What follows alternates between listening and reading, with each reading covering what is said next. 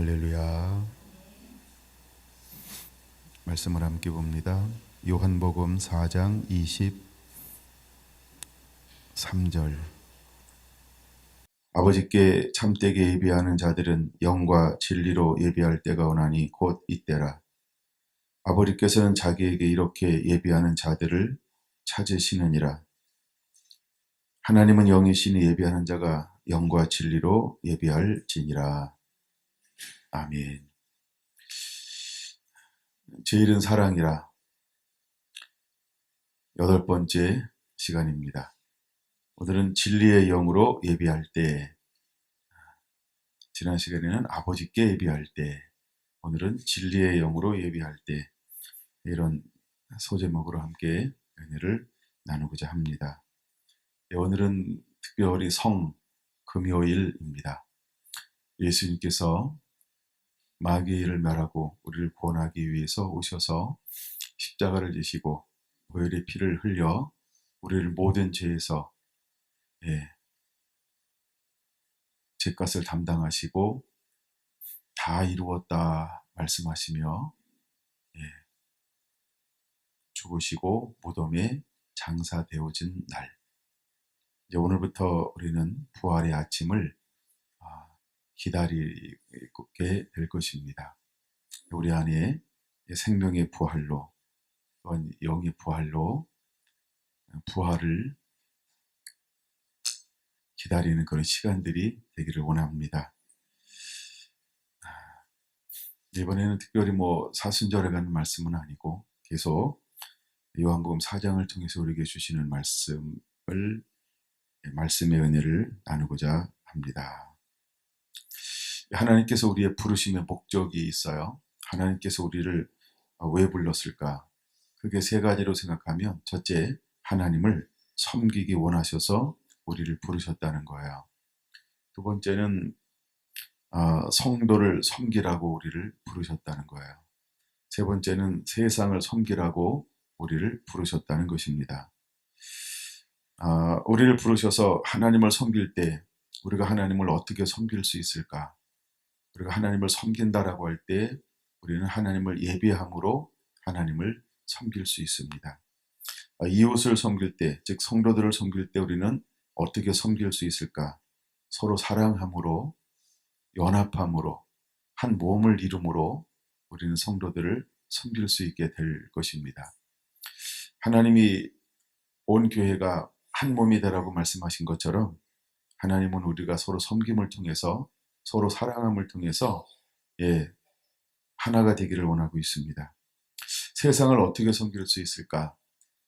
우리가 빛이 되고 소금의 역할을, 그 삶을 살아갈 때 우리는 세상을 섬길 수 있게 될 것입니다.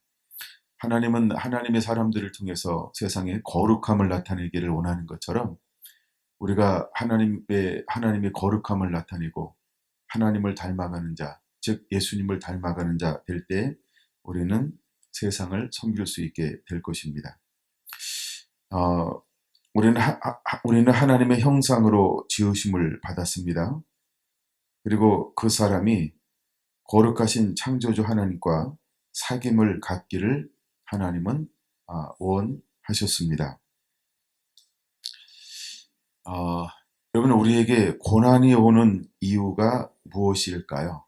우리에게 고난이 오는 이유. 우리가 고난이 오는 이유가 있는데 그 이유를 그냥 우리 한 군데만 한번 찾아볼까 합니다. 학개에서 1장으로 한번 볼까요? 학개서 1장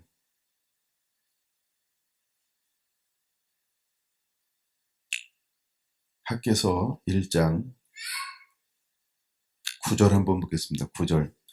너희가 많은 것을 바랐으나 도리어 적었고 너희가 그것을 집으로 가져갔으나 내가 불어버렸느니라. 나 만군의 여호와가 말하노라. 이것이 무슨 까닭이냐? 내 집은 항폐하였으되 너희는 각각 자기의 집을 짓기 위하여 빨랐음이라. 그러므로 너희로 말미암아 하늘은 이슬을 그쳤고 땅은 산물을 그쳤으며 내가 이 땅과 산과 곡물과 새 포도주와 기름과 땅의 모든 소산과 사람과 가축과 손으로 수고하는 모든 일에 한재를 들게 하였느니라. 여러분, 우리에게 고난이 오는 이유가 무엇일까? 창세기 3장은 하나님을 떠났기 때문에 고난이 오는 것이고요. 또 학개서를 통해서 우리가 볼 수 있는 것은 우리에게 고난이 오는 이유가 무엇일까?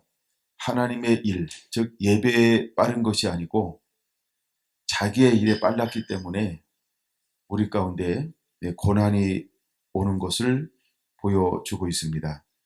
다시 말해서 고난이 오는 이유 중에 하나가 뭐냐면 우선순위가 잘못되었기 때문에 우리들 삶 가운데 고난이 오는 것을 보여주고 있습니다.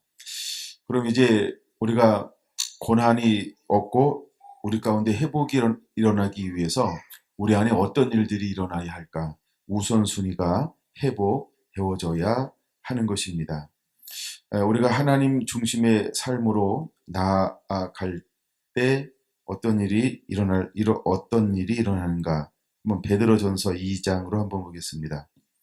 베드로전서 2장 3절 보겠습니다. 베드로전서 2장 3절.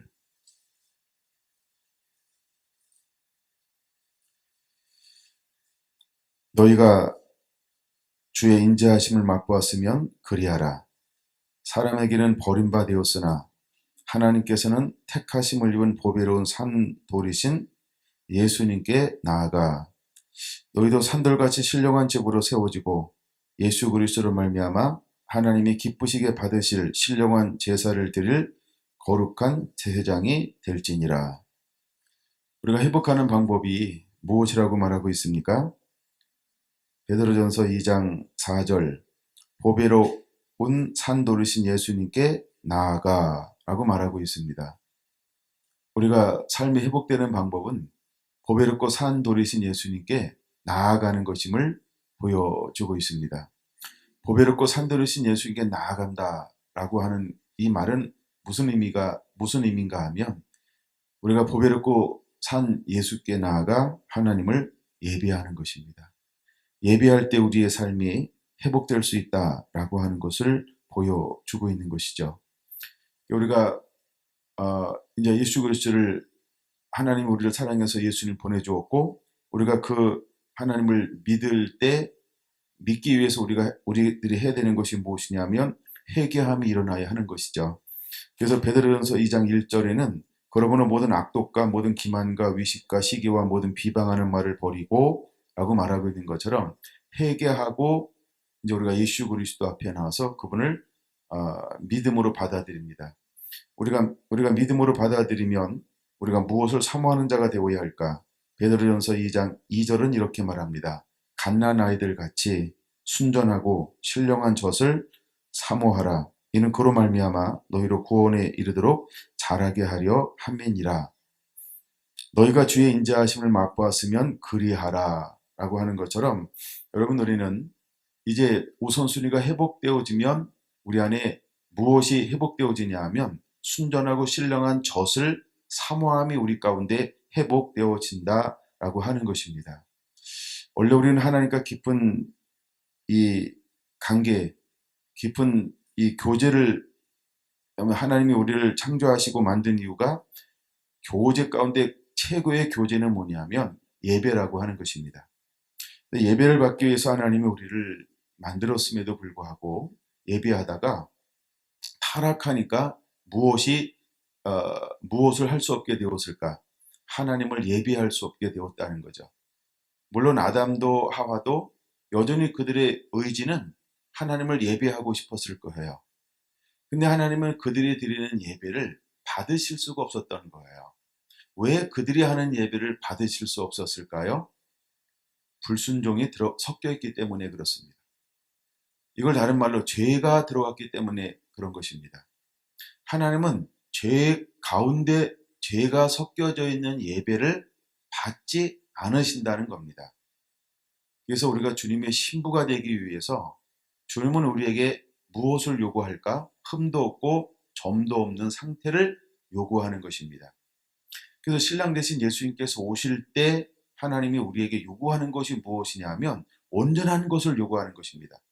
거룩함을 요구하는 것입니다. 왜 주님은 우리에게 거룩하라고 말씀하고 있을까요? 우리의 본질은 예배하는 것이기 때문에 그렇습니다. 하나님은 우리를 통해서 예배를 받으실 것이기 때문에 그런 것입니다. 그래서 타락했던 아담과 하와도 의지적으로는 여전히 하나님을 예배하고 싶었을 거예요. 근데 그들이 하는 예배를 하나님이 받으실 수가 없었던 것입니다. 그래서 하나님은 한 방법을 택한 것이죠.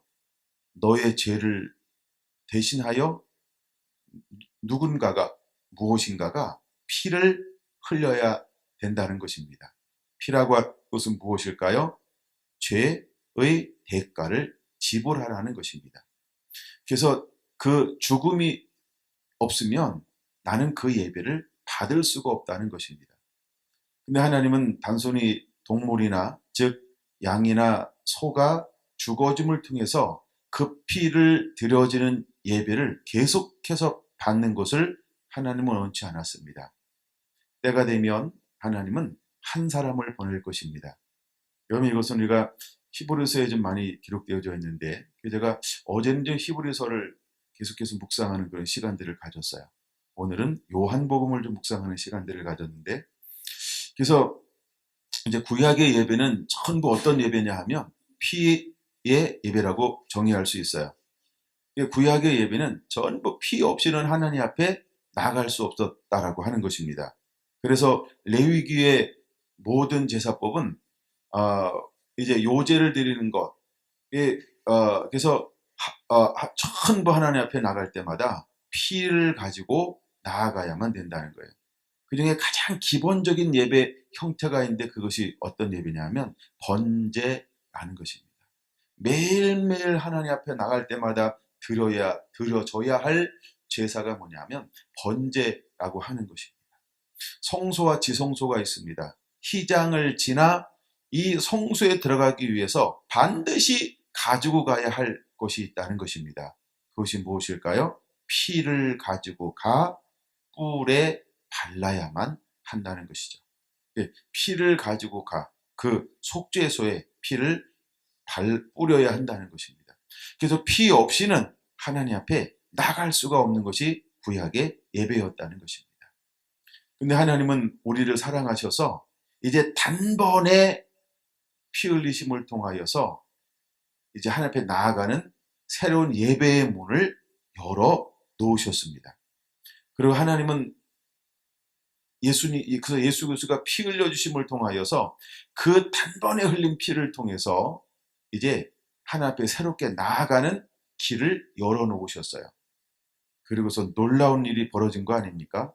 다 이루었다.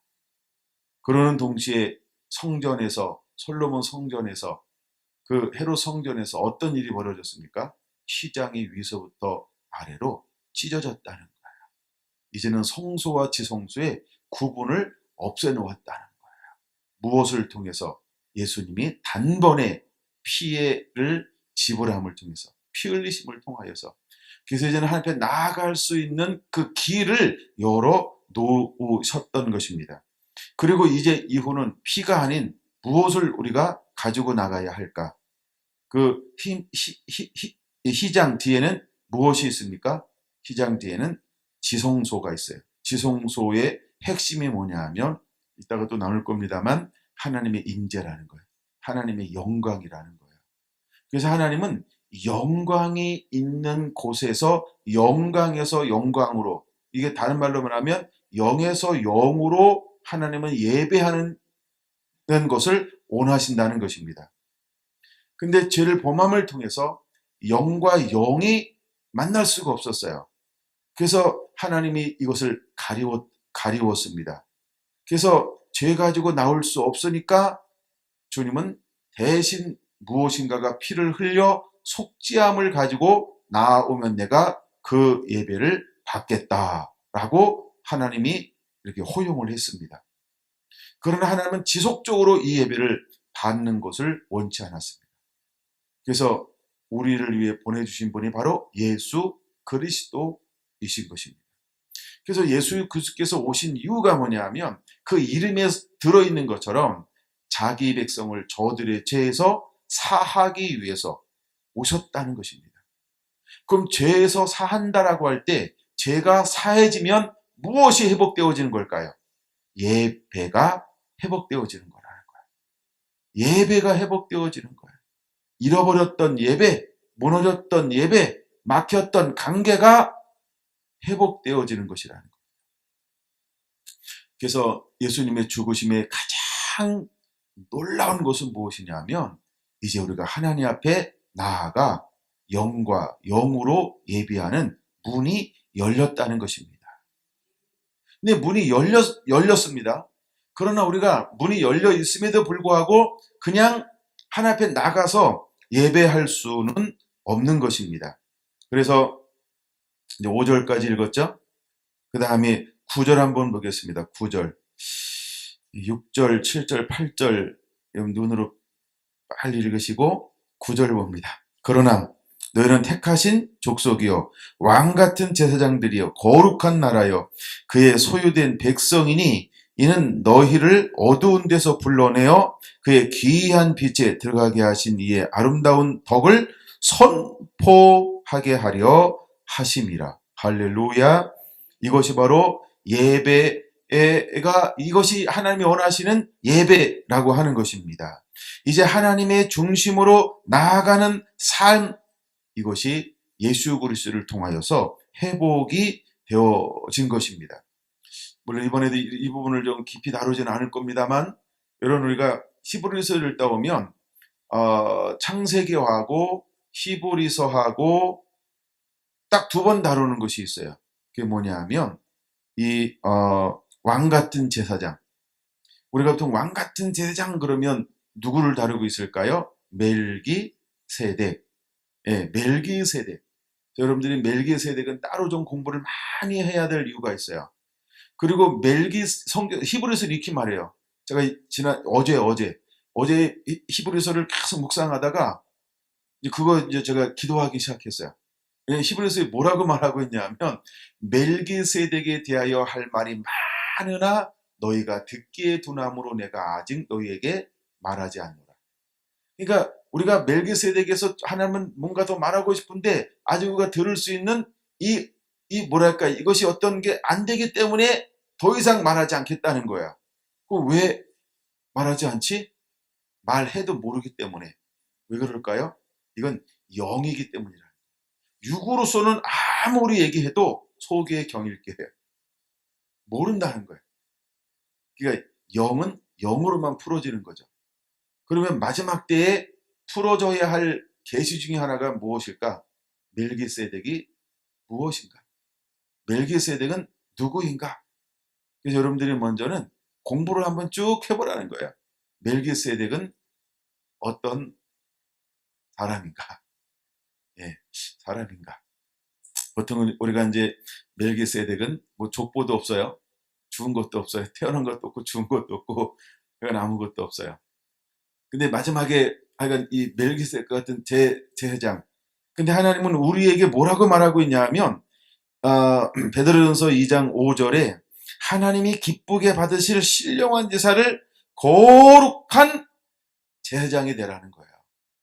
그냥 제사장이 아니고 하나님이 기쁘시게 받으실 신령한 예배를 드릴 거룩한 예배자가 되라 이렇게 말하고 있는 거예요. 여러분 이제 우리는 정말 이 예배가 어떻게 들을 수 있는 것인지 또 어떻게 될 수 있는 것인지에 대해서 계속 사모해야 합니다. 하나님이 찾는 하나님이 기쁘시게 받을 만한 신령한 제사장이란 무엇인가? 하나님 기쁘시게 받을 만한 하나님이 잃어버린 이 예배를 하나님이 회복하기를 원하시는 거예요. 그런데 요한복음 4장에는 이때라 이렇게 말하면서 사마리아 그 여인에게요 회복될 예배의 한 방법에 대해서 계시를 해주고 있는 거야. 그것도 유대인에게 하는 게 아니고 사마리아인에게요. 그럼 오늘날 우리에게 사장이 깊이 풀어져야 합니다. 실제로 사장이 풀어져야 합니다. 19절, 20절, 21절, 22절, 23절 여러분 이것이 실제로 우리 안에 풀어져야 돼요.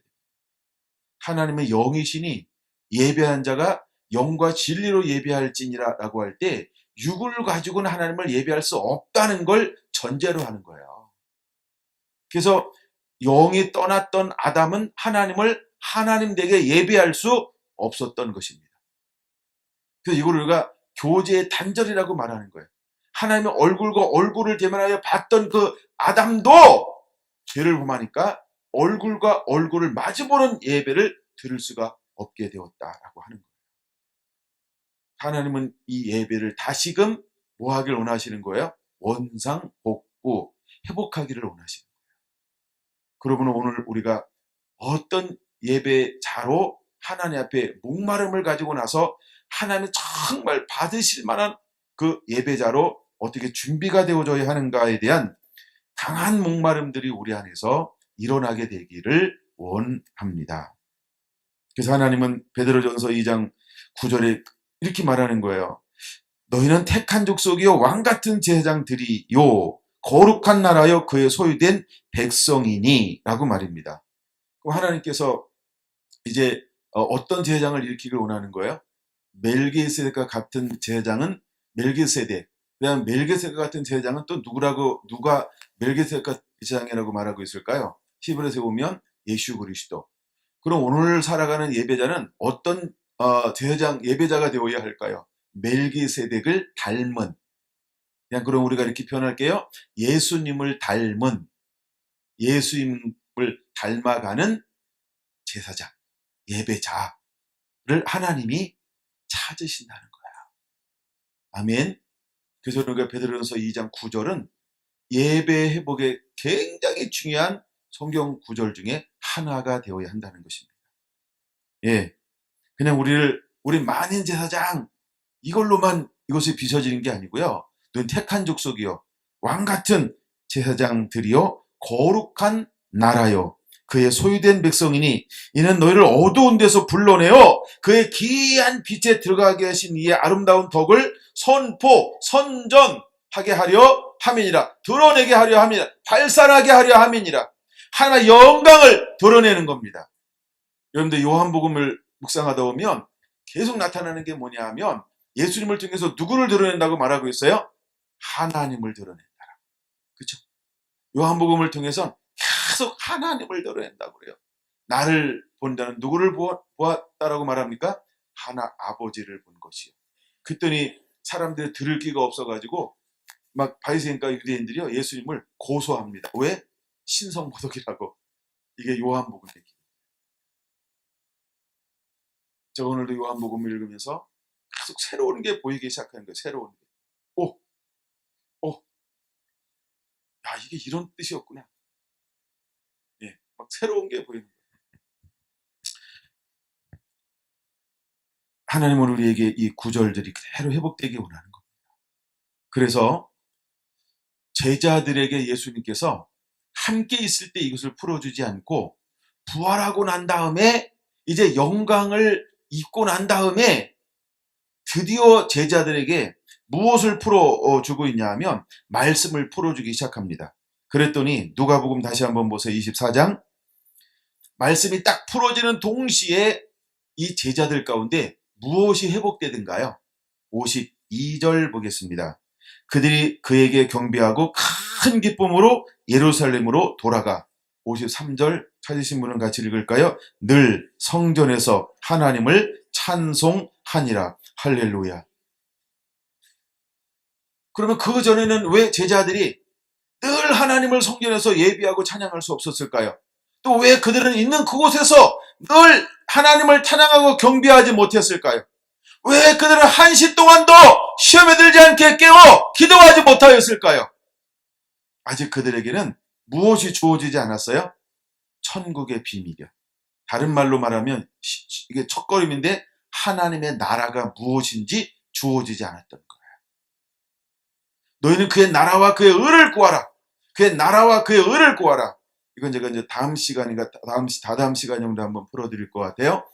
근데 하나님이 그거에 대해서 아직 제자들이 그 뜻과 의미를 아직 이해를 못하고 있는 거예요. 나라가 뭔지, 하나님의 의의가 뭔지. 나중에 예수님께서 뭐라고 말합니까? 나의 양식은 나를 보내신 이의 뜻을 온전히 이루는 것이 나의 양식이야 라고 요한복음 4장에 말씀하고 있죠. 거기에서 이게 풀어져야 돼. 양식, 나의 양식은 하나님의 뜻을 온전히 이루는 것이 나의 양식이야. 그럼 우리가 하나님의 뜻, 하나님의 일을 하면 하나님이 우리에게 무엇을 공급해 줄까요? 하나님의 모든 자원을 갖다가 쓸 수 있는 것이 회복되어진다는 거예요. 예수님의 사역의 비결, 하나님의 사람들의 사역의 비결이 어디에 있을까? 그들은 진실로 하나님의 영에 인도함 받기 때문에 모든 필요가 공급되어지는 거예요. 여러분, 우리가 하나님이 찾는 예배, 정말 영과 진리로 드리는 예배자가 되면 하늘의 모든 자원을 갖다 쓸 수 있다는 거예요. 이건 공식 같아. 이게 영의 원리라는 거예요. 오늘은 제가 깨달은 걸 다 나눌 수는 없어요. 시간이 많이 걸리는데, 근데 약간 여러분들이 그것을 일단 믿으시기 바랍니다. 우리가 하나님이 원하신 예배가 회복되어지면 실제로 하늘의 모든 자원을 그대로 하나님께서 그 사람에게 쓸 수 있는 권위를 위임해 주십니다. 권능을 위임해 주십니다. 뭐가 회복되면? 예배가 회복되면. 하나님을 찾는 예배가 회복되어지면요, 하늘에 있는 모든 것을 마음대로 갖다 쓸 수 있는 하여간 그 권위를, 능력을 하나님이 위임해 주신다는 거야. 그걸 믿으시기 바랍니다. 그게 예배자예요. 그게 하나님이 찾는 예배자예요. 그게 하나님이 찾는 예배자라고 하는 것입니다. 그래서 그들 가운데 하나님의 영이 임해서 단순히 말씀이 풀어졌기 때문에 아니고, 요건 다음 시간에 나눌 것이기 때문에 아끼는 거고요. 그들 안에 예수님을 만남을 통해서 무엇이 회복되어지냐 하면 전에 없었던 한 가지가 회복되어집니다. 그게 뭐예요? 늘 성전에서 하나님을 찬송함이 회복되어지더라는 거예요. 전에 그들은 늘 하는 성전에 밤을 샜나요? 철야했나요? 따로 한적한 곳에 나가 하나님을 예배하고 경배하고 머무르는 시간들을 확보했나요? 예수님과 함께 할 때 그들은 그거를 못했다는 거예요. 그렇게 하지 않았다는 거예요. 그러나 그들과 함께 할 때 누구는 따로, 때로는 한적한 곳에 하나님을 찬양하는 시간, 하나님을 독대하는 시간, 함께 머무르는 시간을 누구는 확보했나요? 끊임없이 예수님은. 근데 제자들은 왜 이 시간을 확보하지 못했을까요? 아직 그들 안에 무엇이 임하지 않은 거예요? 진리의 영. 그러니까 하나님을 예배하는 것이 무엇인지를 머리로 모르고 가슴으로도 모르는 거예요. 근데 그들은 예배한다고 생각했을까요? 안다고 생각했을까요? 예배한다고 생각했던 거예요. 그럼 그들이 드렸던 예배는 어떤 예배일까요? 형식의 예배라는 거예요. 형식의 예배. 아직 그들에게 무엇이 임하지 않았어요? 영과 진리로 예배하는 자는 아니었다는 거예요. 그러니까 하나님이 찾으시는 예배자의 수준까지 올라오지 않았다는 거예요. 근데 이제 부활하신 예수님을 만나고요. 물론 요한복음에는 불어 숨을 내쉬며 성령을 받으라. 이것이 먼저 기록이 되어져 있기는 합니다. 누가복음 4장에는 그들을 만나서 말씀을 풀어주고 눈을 열어주니까 그분은 누군지를 알게 되는 거예요. 그 말씀이 그들 안에 임하니까 그 다음에 먼저 무엇이 회복되어집니까? 이것이 깨달아지니까 이들의 삶의 변화가 일어납니다. 일어나는 삶의 변화 중에 어떤 것이 변화가 되었어요? 늘 성전에 머물면서 하나님을 전에와 같지 않은 새롭게 하나님을 바라보기 시작합니다. 마치 누구처럼? 다윗처럼.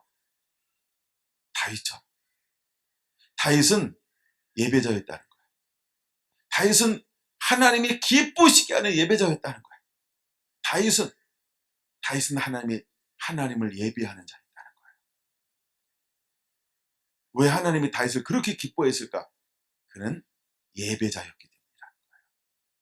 끊임없이 그는 예배를 하나님 앞에, 끊임없이 하나님 앞에 예배하는 예배자였다는 거예요. 하나님의 다윗을 기뻐했던 이유는요, 다른 데 있지 않습니다. 그는 예배자였기 때문이라는 거예요. 예배자였다는 거예요. 여러분, 아브라함도 이삭도 야곱도 요셉도 그 삶의 핵심이 뭘까요? 그들은 예배자였다는 거예요. 진리를 따라가는 삶을 살 때 그들 안에 하나님과 관계가 무엇이 회복되어졌을까요? 하나님이 원하시는 또 하나가 회복되어졌는데 바로 예배라는 거예요. 아버지와의 관계. 그 속에서 그들은 끊임없이 뭘 했을까요? 예배를 했다는 거예요. 마지막에 에스겔서 36장에 보면 하나님께서 물로 그들을 씻어요. 영을 부어요. 굳은 마음을 제하여 새 영을 부어서 말씀이 회복을 시켜줘요. 그 말씀이 회복이 되어지는 동시에 그들은 무엇으로의 회복이 일어나는 걸까요? 예배의 회복이요. 하나님은 끊임없이 무엇을 시도하냐면요, 무너졌던 예배를 끊임없이 하나님은 회복하고 있다는 거예요. 그러는 동시에 하나님께서 이 구약 전체를 보면 또 하나의 예배라고 하는 걸 통해서 또 하나의 매개인데 그게 뭐냐 하면 중보자들을 끊임없이 회복한다는 거예요. 중보기도가 뭘까요? 예배자라는 거예요. 하나님이 찾는 최고의 예배자들. 할렐루야. 그래서 지금도 예수님은 하나님 보좌 우편에 앉아 계시면서 무엇 하신다? 중보하신다는 거예요. 중보하시는 거예요. 그럼 최고의 예배 중에 하나가 뭘까요? 중보자의 예배예요. 중보의 예배예요. 할렐루야. 여러분, 기도하는 예배자가 되기를 축원합니다. 기도하는 예배자가 되기를 축원합니다.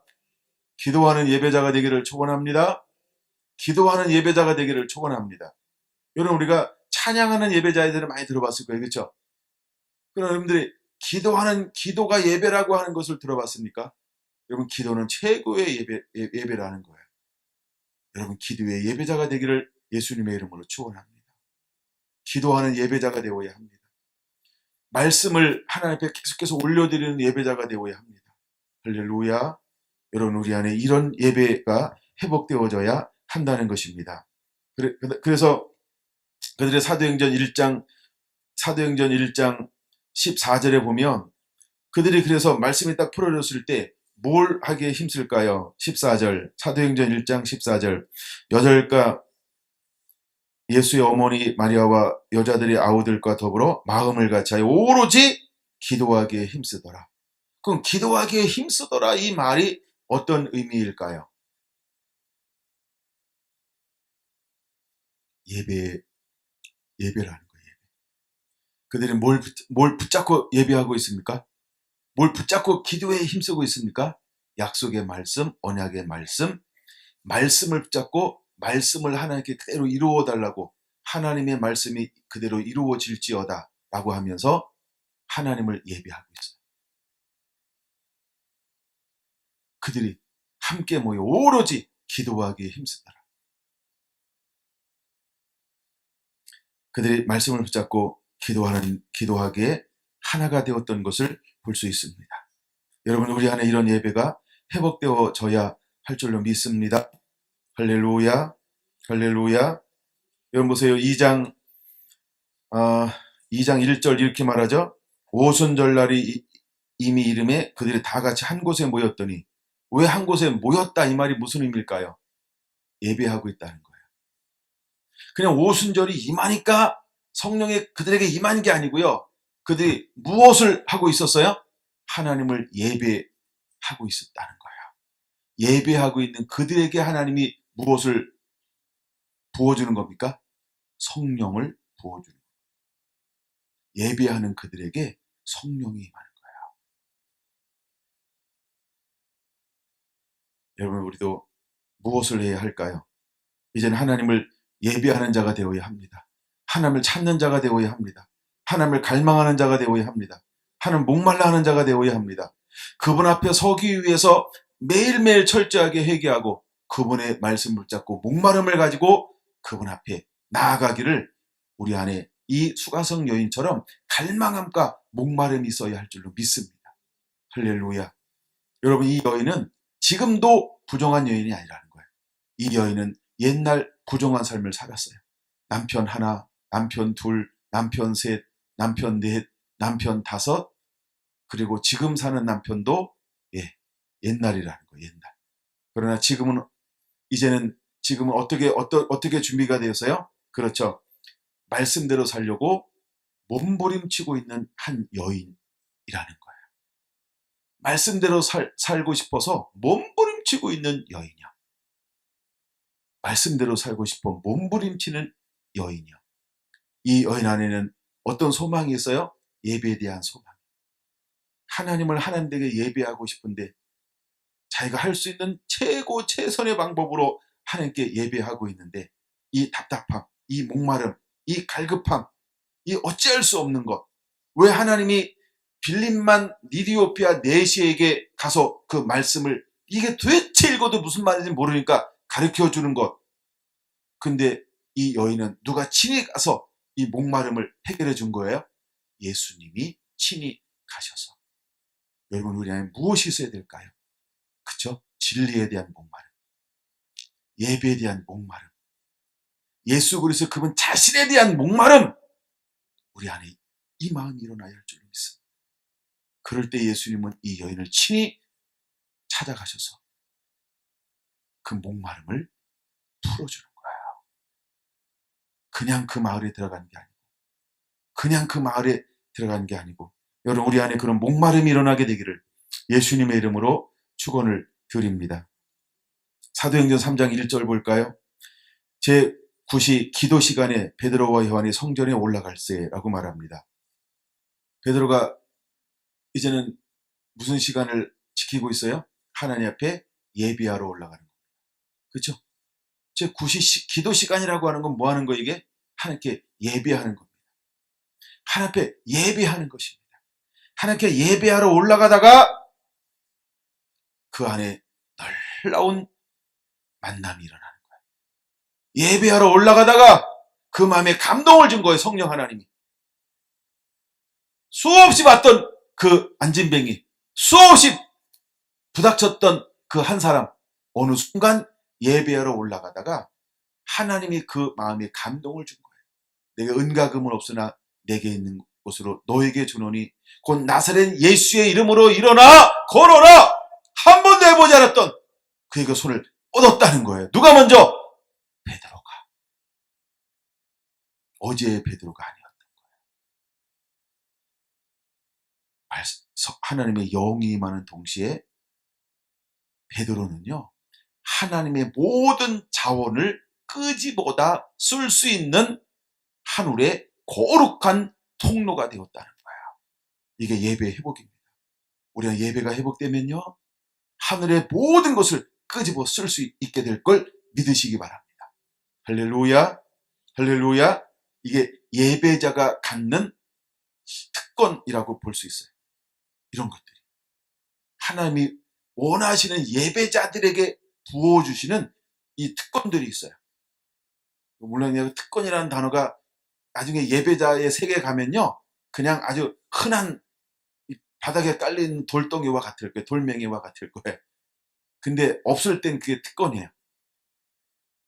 예배자에게 하나님 그런 은혜를 부어주는 거예요. 아멘. 그게 예배자입니다. 하나님이 그런 예배자들을 끊임없이 쉼없이 일으키게 될 거라는 것입니다.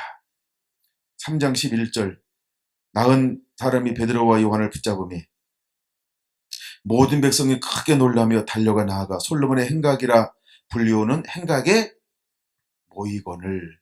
그들이 왜 모일까요? 그들이 왜 모일까요? 예배하러 모이는 거예요. 예배하러 모이기 시작하는 거예요. 여러분 4장 5절 한번 볼까요? 4장 5절 이튿날 관리들과 장로들과 서기관들이 예루살렘에 모였는데 그들이 왜 모이기 시작할까요? 이제는 이 말씀을 들으러 그들이 예배하러 모이기 시작하고 있다는 것입니다. 31절 볼까요? 사도행전 4장 31절 빌기를 다음에 모인 곳이 진동하더니 무리가 다 성령이 충만하여 하나님께 담대히 말씀을 전하니라. 빌기를 다음에 모인 곳이 진동하기 시작했어요. 여러분, 그들이 어떤 예배를 드리기 시작합니까? 그들이 하나님 앞에 나가서 신령과 진정으로 이제는 기도의 예배를 드리기 시작합니다. 기도의 예배를 드리기 시작합니다. 그리고 말씀을 풀어놓는 예배를 드리기 시작합니다. 말씀을 전파하는 예배를 드리기 시작합니다. 그들이 하나님을 섬기고요. 그들이 성도들을 섬기고요. 그들이 세상을 섬기기 시작합니다. 그럴 때 무엇이 나타납니까? 하나님의 영광이 그들을 통하여 나타나고 있는 것을 볼 수 있습니다. 여러분, 이제 우리 안에 무엇이 회복되어야 할까요? 예배가 회복되어지길 원하신다는 거예요. 무엇을 통해서? 기도를 통해서. 여러분, 우리가 기도 예배가 회복되어져야 할 줄로 믿습니다. 좀 더 13장 한번 보겠습니다. 사도행전 13장 2절 3절 한번 보겠습니다. 13장 2절 주를 섬겨 금식할 때 성령이 이르시되 내가 불러 시키는 일을 위하여 바나바와 사울을 따로 세우라 하니 이에 금식하며 기도하고 두 사람에게 안수하여 보내니라. 여러분, 이들이 뭘 하고 있었습니까? 주를 섬겨 금식할 때, 주를 섬기다라고 할 때 섬김이 뭘까요? 이게 예배라는 거예요. 그들이 지금 예배하면서 금식을 하고 있었어요. 주를 섬겨 예배할 때 이게 삶이 예배입니다. 그래서 그들이 예배하고 있을 때 무엇이 그들에게 임하는 겁니까? 성령이 임하셔서 그들에게 새로운 일들을 할 것이 열리는 걸 볼 수 있습니다. 여러분, 우리의 우선순위가 어디에 있어야 할까요? 우리는 먼저 주님을 섬기는 자가 되어야 할 줄로 믿습니다. 먼저 주님을 섬기는 자가 되어야 할 줄로 믿습니다. 예배할 때 역사가 일어나기 시작하는 거예요. 3장, 그들에게 예배하러 올라가다가 역사가 일어납니다. 여러분, 이방인의 선교의 문이 열리는데 이제 13장은 이방인의 첫 관문이 열리는 시작이라는 거예요. 근데 이방인 선교의 문이 열리는 것도 무엇으로부터 시작되어질까요? 하나님이 무엇하고 있는 교회, 무엇하고 있는 사람에게 하나님의 계시가 임하던가요? 하나님을 예배하고 있는 교회, 하나님을 예배하는 사람들에게 하나님의 계시가 임하는 걸 볼 수 있습니다. 여러분, 그럼 그 당시 교회가 안디옥 교회 하나였을까요? 아니죠. 수없는 교회가 흩어져서 교회들을 세웠어요. 근데 왜 안디옥 교회였을까요? 안디옥 교회는요, 하나님이 쓰실 만한 예배의 모형을 가지고 있었다는 거예요. 그래서 하나님이 여기에 사도 바울이 있었기 때문도 아니고 여기에 바나바가 있었기 때문도 아니고요. 여기에 하나님이 쓰실 만한 예배가 있었기 때문에 하나님이 이곳에 찾아가 주신 거예요. 하나님의 쓰실 만한, 받으실 만한 예배가 안디옥 교회에서 드려지고 있었기 때문에 하나님은 안디옥 교회를 찾아가 주셨다는 거예요. 그럼 여러분, 오늘 우리에게 무엇이 중심이 되어야 할까요? 하나님이 쓰시고 하나님 받으시고 하나님께서 원하시는 예배가 이곳에서 드려지고 있어야 된다는 거예요. 내가 하나님을 찾으시는 예배자가 되어야 한다는 거예요. 그럼 하나님이 오시는 거예요. 주여 나를 사용하여 주옵소서. 그래야 하나님 그곳에 찾아가는 게 아니고 내가 하나님에게 신령과 진정으로 예배하면 하나님 예배자를 통하여서 나아가 뭘 하게 할까요? 그곳에서 예배하는 자가 돼. 그곳에서 예배하는 자가 돼. 그곳에서 예배하는 자가 돼. 하나님은 예배자를 통하여 또 다른 예배자를 만들어 내기를 원하시는 거예요. 원래 아담이 뭐 하는 사람이었다고요? 하나님이 원하시는 예배자예요. 하나님 원하시는 예배자예요. 근데 그 예배가 무너져 버렸어요. 그럼 사단이 끊임없이 하는 일이 뭘까요? 사단이 끊임없이 하는 일이 어떻게 하면 하나님에게 예배하는 것을 무너뜨릴까, 파괴할까, 장난칠까, 미혹할까, 유혹할까, 흔들까, 끊임없이 사탄이 이것만 연구할 거예요. 사단의 연구의 이 자료가 어마어마하게 가지고 있지 않을까 생각이 들어요. 사람들을 예배 못하게 방해하는 것. 어쩌면 신천지처럼 우리 한 사람 한 사람 리스트 150개 가지고 있는지 몰라. 무서운 사람들이죠. 한 사람을 추수하기 위해서 리스트 150개 가지고 있대. 그렇게 세보나 해서. 그럼 사단이 신천지보다 더 낫겠지. 그렇죠? 사단은 나에 대해서 예배를 못하게 하는 리스트를 저 151개는 가지고 있을 거예요. 그러니까 신천지보다는 많아. 사단은 어떻게든지 뭘 방해할까요? 그렇죠? 사단이요. 그냥 예배를 허용해버려. 예배를 허용해요. 그러면서 우리가 스스로 예배를 무너지게 만드는 방법 중에 대표적인 게 뭔지 아세요? 중국에서 공산화가 됐잖아요. 그냥 막 압박을 가하고 핍박을 가하고 고난을 하고 막 다 부수고 그다음에 감옥에 가둬 놓고 그다음에 고문을 하고 사람을 죽였어요. 안 없어지는 거예요, 교회가. 안 없어지는 거예요. 그러면 그럴수록 어떻게 됐어요? 더 자라나. 더, 더. 불이 막 들불처럼 더 번져가기 시작하는 거예요. 근데 그들이 사용하는 방법 중에 제가 딱 아는 게 하나밖에 없어가지고 하나만 가르쳐 줄 거예요. 그들이 우리를 예배하지 못하게 하는 방법 중에 하나가 뭐냐 하면 경제를 타치하기 시작해요. 예배하면 벌금 1,000만 원, 1,000만 원인데 2번 예배하면 그때 3,000만 원, 3번 걸리면 그때는 5,000만 원이야.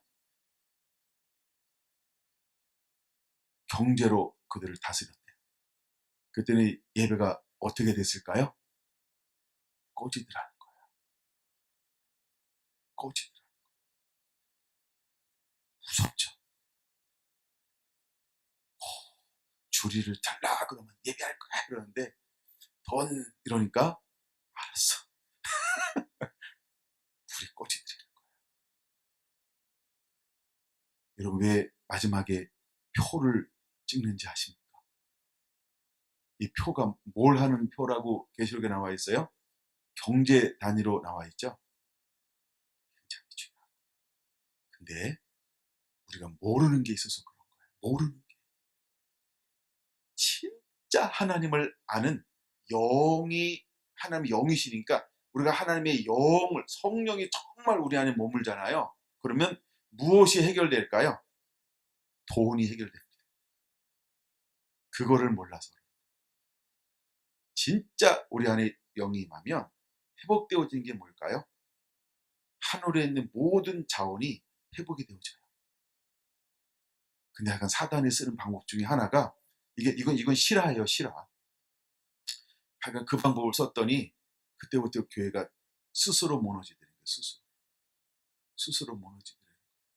제가 어떤 건이 방송 나가서 또 말을 절제하는 게 굉장히 많은데 제가 가끔 저한테 왼수가 되는 경우가 있긴 해요. 하고 싶은 말이 이런 것 얘기 나오면 더 하고 싶은 것들도 많은데 못해서 예, 가끔 어느 순간에 이제 우리끼리 하는 예배가 좀 있긴 해야 될 것 같아요.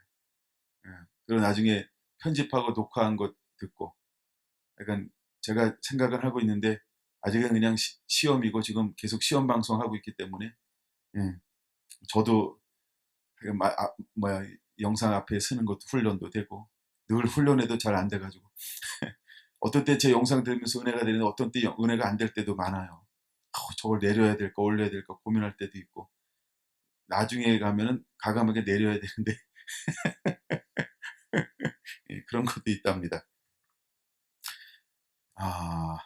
뭔 얘기하다가 옆으로 빠졌어요 제가. 13장 봤죠? 네. 그래서 이방인의 선교의 문을 여는 방법으로 하나님께서 어떤 기회를 택하였냐 하면 주를 섬겨 금식할 때라고 말하는 예배하는 기회를 하나님의 받으실 만한 예배가 있는 하나님의 기뻐 받으실 만한 예배자가 있는 그 교회를 하나님이 택하였다는 거예요. 그냥 안디옥 교회니까 아닙니다. 그러면 정말 칭찬받을 만한 성령 충만한 지혜로운 사람들이 안디옥 교회가 많았을까요? 예루살렘 교회가 많았을까요? 예루살렘 교회가 헐 많았지. 그렇죠? 근데 왜 하나님께서 예루살렘 교회를 택하지 않고 안디옥 교회를 택하였을까?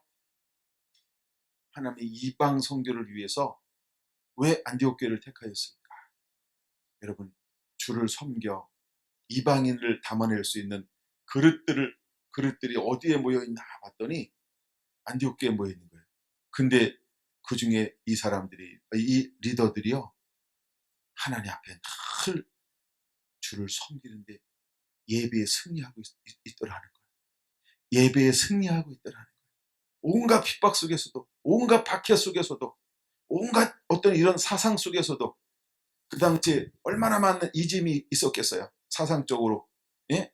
근데 이 모든 것을 다 뛰어넘고 하나님을 하나님에게 전부를 다해서 예배하고 있는 교회가 있었는데 그 교회가 안디옥 교회였다. 그래서 하나님은 안디옥 교회에 성령이 임하셔서 하나님이 영으로 지시하기 시작하는 거예요. 그러고 난 다음에 그들에게 이방 선교의 문들이 열려지게 하는 것을 볼 수 있습니다. 여러분 이사야 6장 한번 보시겠습니까? 이사야 6장 한번 볼게요. 하나님이 이사야를 들어 쓰는데 어떻게 들어 쓰는가? 오시아 왕이 죽던 해에 내가 본즉 주께서 높이 들린 보좌에 앉으셨는데 그의 옷자락은 성전에 가득하였고 스랍들이 모시고 섰는데 각기 6날개가 있어 그 둘로는 자기의 얼굴을 가리었고 그 둘로는 자기의 발을 가리었고 그 둘로는 날며 서로 불러 이르되 거룩하다 거룩하다 거룩하다 만군의 여호와여 그의 영광이 온 땅에 충만하도다 하더라. 이와 같이 하답하는 자의 소리로 말미암아 문지방의 터가 요동하며 성전의 연기가 충만한지라. 그때 내가 말하되 화로다 나의 망하게 되었도다. 나는 입술이 부정한 사람이요 나는 입술이 부정한 백성 중에 거하면서 만군의 여호와이신 왕을 배웠음이로다 하였더라. 그때 그 서랍 중에 하나가 부젓가락으로 제단에서 집은 바 핀 숯을 손에 가지고 내게로 날아와서 그것을 내 입술에 대며 이르되 보라 이것이 내 입에 닿았으니 내 악이 제하여졌고 내 죄가 사하여졌느니라 하더라. 내가 또 주의 목소리를 들으니 주께서 이르시되 내가 누구를 보내며 누가 우리를 위하여 갈꼬 하시니 그때 내가 이르되 내가 여기 있나이다 나를 보내소서 하였더니 여호와께서 이르시되 가서 이 백성에게 이르기를 너희가 듣기는 들어도 깨닫지 못할 것이요 보기는 보아도 알지 못하리라 하며. 아멘. 여기서 우리가 볼 수 있는 것이 있습니다. 먼저 하나님이 이사야를 들어 쓰는데 이사야를 어떻게 들어 쓰나요? 첫째, 그는요 하나님을 본다는 거예요. 그는 먼저 하나님을 본다는 거예요. 그 다음에 두 번째, 그는 누구를 봤습니까? 자기 자신을 보았다는 거예요. 자기 자신. 그 다음에 세 번째, 그는 누구를 보게 되어집니까? 세상을 보게 되어진다는 거예요. 이게 하나님이 예배자를 통해서 사용하는 방법이라는 거예요. 먼저 우리가 하나님의 우리를 부르심의 목적이 뭐라 그랬어요? 첫째, 하나님을 섬기기 위해. 둘째, 성도들을 섬기기 위해. 셋째, 세상을 섬기기 위해. 그리고 하나님을 섬기기 위해라고 하는 건 뭐냐 하면 어떻게 하나님을 사랑하는가? 마음을 다하고 힘을 다하고 뜻을 다하고 정성을 다하고 어떻게 하나님을 사랑하는가? 어떻게 내가 하나님을 하나님 되게 알고 사랑할 수 있을까? 근데 이사야에게 하나님 제일 먼저 보이는 게 뭐야? 눈을 열어서 하나님의 보호자에 옷자락이 있는데 하나님을 먼저 보게 만드는 거예요. 하나님을 보는 동시에 와 좋다. 우리 이럴 거라고 생각하잖아요. 내 눈을 열어 하나님을 보게 하여 주고 천국을 금하게 하여 주고 막 좋다 생각할 거 아니에요. 그렇죠? 근데 동시에 누굴 봤어요? 나. 근데 어떤 내가 보인 거예요? 그렇죠? 부정한 입술 가운데 만왕의 왕 하나님을 배웠음이로다. 부정한 나 자신을 보는 거예요. 부정한 나 자신. 그래서 여러분 우리가 때로 하나님은 우리에게 하나님을 먼저 보게 하고 난 다음에 나를 딱 바라보면서 내가 하나님 앞에 온전히 설 수 없고 다가갈 수 없는 하나님께 내가 예배자로 설 수 없는 나 자신을 보게 만들며 스스로 철저하게 회개케 만드신다는 겁니다. 내가 회개하지 않고는 정결해지지 않고는 도저히 하나님 앞에 나오라고 손짓하는 게 오히려 두렵고 떨리는 거야. 그래서 죄를 고백하고 회개하지 않고는 견딜 수 없는 이 상태를 만든다는 것입니다. 여러분 이것은 굉장한 은혜라고 하는 것입니다. 그리고 그 죄가 사해졌습니다. 그런 동시에 그의 영에 이제 눈과 귀가 열려지고 마음으로 깨닫는 것이 임했어요. 그때는 이제 음성이 들려온 거예요. 천국 회의에 속상사하는 그 음성을 듣는데 누가 내가 누구를 보내며 누가 우리를 위하여 갈꼬라고 하는 이 음성을 듣게 된다는 거죠.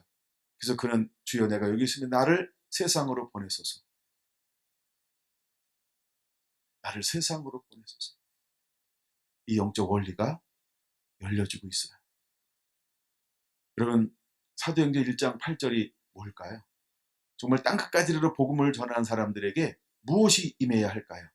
첫째, 하나님을 아는 자가 되어야 한다는 거예요.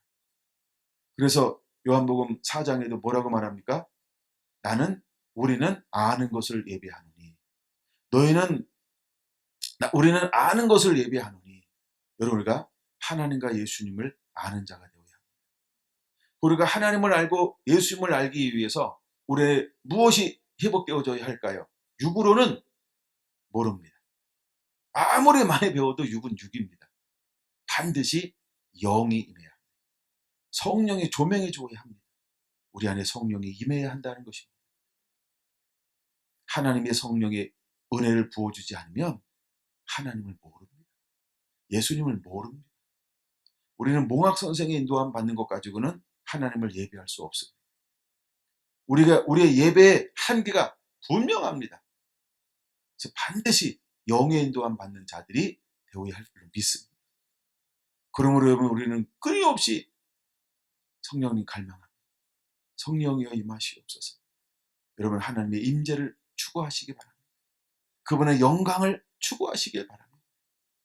임재가 없이는 예배할 수 없습니다. 하나님의 영의 인도함 받지 않고는 하나님을 하나님 되게 예배할 수 없습니다. 우리가 그것을 알아야 합니다. 하나님의 영광을 부어주는 동시에 이사야는 뭘 봤어요? 나를 본 거예요. 설 수 없는 나. 그 거룩하다 하는데 그 거룩 앞에 자기가 비춰지는 동시에 설 수 없구나. 이건 죽었다. 망했다. 스스로 절망감을 느끼는 거예요. 절망을. 뭘 봤기 때문에요? 부정한 것. 그냥 한마디로 죄를 본 겁니다. 죄. 내가 말씀대로 살지 못했던 죄. 이사야가 직업이 뭐였어요? 이사야 위치가 무슨 위치에 있었어요? 제사장이었다. 근데도 그는 한 번도 하나님 앞에 수없이 나갔을 텐데 이런 죄를 느껴본 적이 없습니다. 그도 하나님 앞에 나갈 때 어떻게 했을까요? 그죠? 소 잡았겠지. 뭐 제사장들은 가끔 소를 잡아야 되니까 양 잡았겠지. 그것 가지고 습관적으로 아니면 전가됐는데 한 번도 내가 이런 죄인이라고 하는 걸 하나님 앞에 각인해 본 적이 없다는 거예요. 여러분 우리가 내가 어떤 존재인지를 정말 주님의 빛 앞에 말씀 앞에 성령의 조명 앞에 나를 비춰 봐야 한다는 거예요. 그게 회심입니다. 그게 회심이다. 그게 회심. 여러분 우리 안에 그런 은혜가 계속 비춰져야 합니다. 그런 다음에 그가 하나님을 보았어요. 그리고 자신을 보았어요. 그러는 동시에 그가 무엇을 보는 눈이 열렸을까요? 세상을 바라보는, 열방을 바라보는 눈이 열리기 시작했다는 거예요. 그런 동시에 하나님의 마음이 뭔지를 깨닫게 된 거예요. 하나님의 뜻이 무엇인지를 알게 된 거예요. 하나님의 뜻이 뭐였어요? 내가 누구를 보내며 누가 우리를 위하여 갈고. 하나님이 지금 뭘 찾고 있어요? 보낼 사람을 찾고 있어요. 예수님이 아무 때나 또 올 수 없잖아. 아니 예수님이 또 오실 수 없잖아. 그러니까 이제는 누가 가야 할까요? 누가 가야 할까요? 그렇죠? 예배자. 하나님을 보고 자기 자신을 보고 정결해져서 이제는 열방을 볼 수 있게 준비된 그 사람. 근데 열방을 볼 수 있는 그 사람들이 하나같이 뭐 하는 사람이 되었나요? 예배자. 어떻게 하는 예배자? 진리의 영으로 예배하는 예배자가 되었다는 거예요. 하나님의 열방을 누구한테 맡길까요? 진리의 영으로 예배하는 자에게. 왜 11 제자가 왜 하나님이 그들을 땅끝까지 이르러 내 증인되라 그들에게 맡겼을까요? 그들은 하나님이 찾는 예배자가 되었기 때문이다.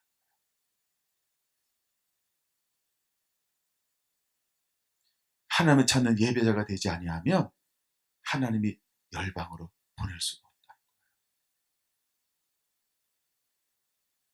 여러분, 이사야는 하나님을 보았어요. 그리고 자기 자신을 보았어요. 내가 어떤 존재인지.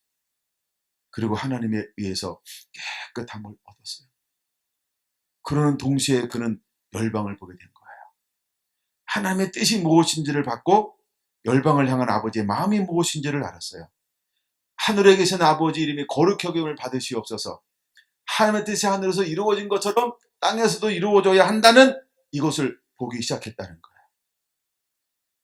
여러분들 주기도문을 가지고요, 많이 묵상하면서 한번 기도해 보세요. 주기도문을 가지고 하늘에 계신 이름이 거룩히 여김을 받으시옵소서. 왜 그분은 거룩히 여김을 받으시고 그냥 막 묵상하는 거야. 소설을 100가지씩 쓰면 돼, 100가지씩. 예, 그럼 자꾸 깊어지는 거예요.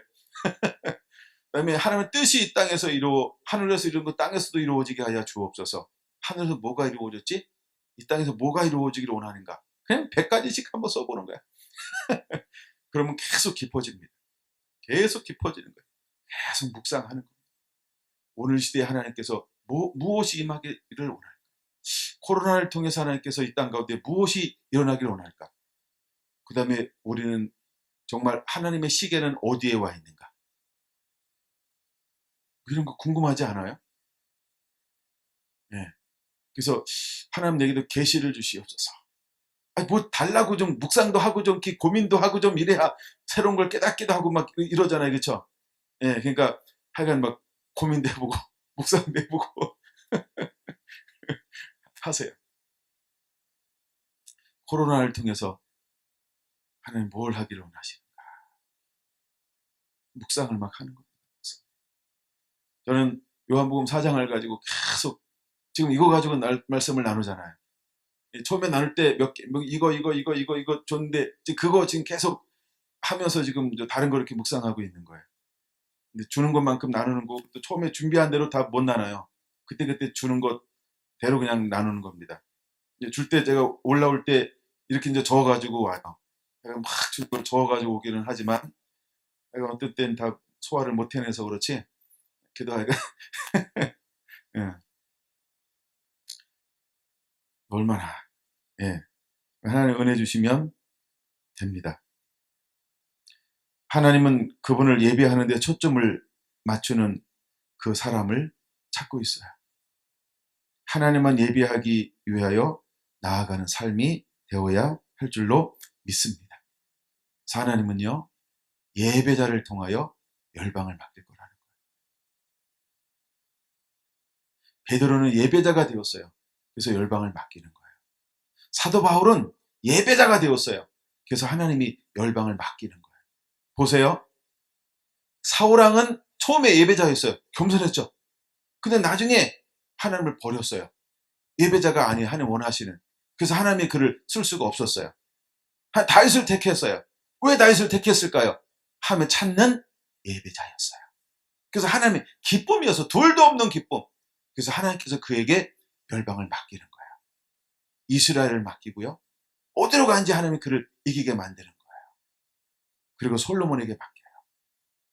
계속해서 하나님께서는 누구에게 맡기기를 원할까요?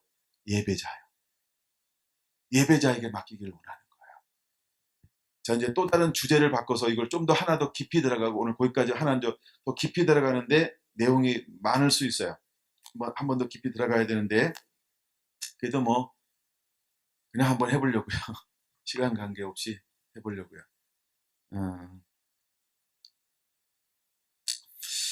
하나님은 영으로 예배 드리기를 원하고 있습니다.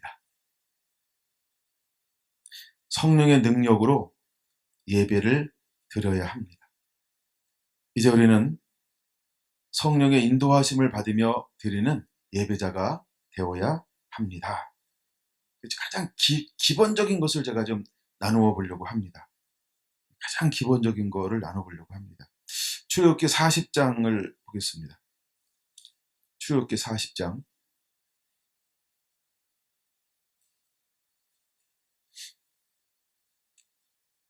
34절부터 38절. 구름이 희망에 덮이고 여호와 영광의 성막에 충만함이 모세가 희막에 들어갈 수 없었으니 이는 구름이 희막 위에 덮이고 여호와의 영광이 성막에 충만함이 없으며 구름이 성막 위에서 떠오를 때에는 이스라엘 자손이 그 모든 행진하는 길에 앞으로 나아갔고 출애굽기 40장 37절. 구름이 떠오르지 않을 때에는 떠오르는 날까지 나아가지 아니하였으며 낮에는 여호와의 구름이 성막 위에 있고 밤에는 불이 그 구름 가운데 있음을 이스라엘 온 족속이 그 모든 행진하는 길에서 그들의 눈으로 보았더라.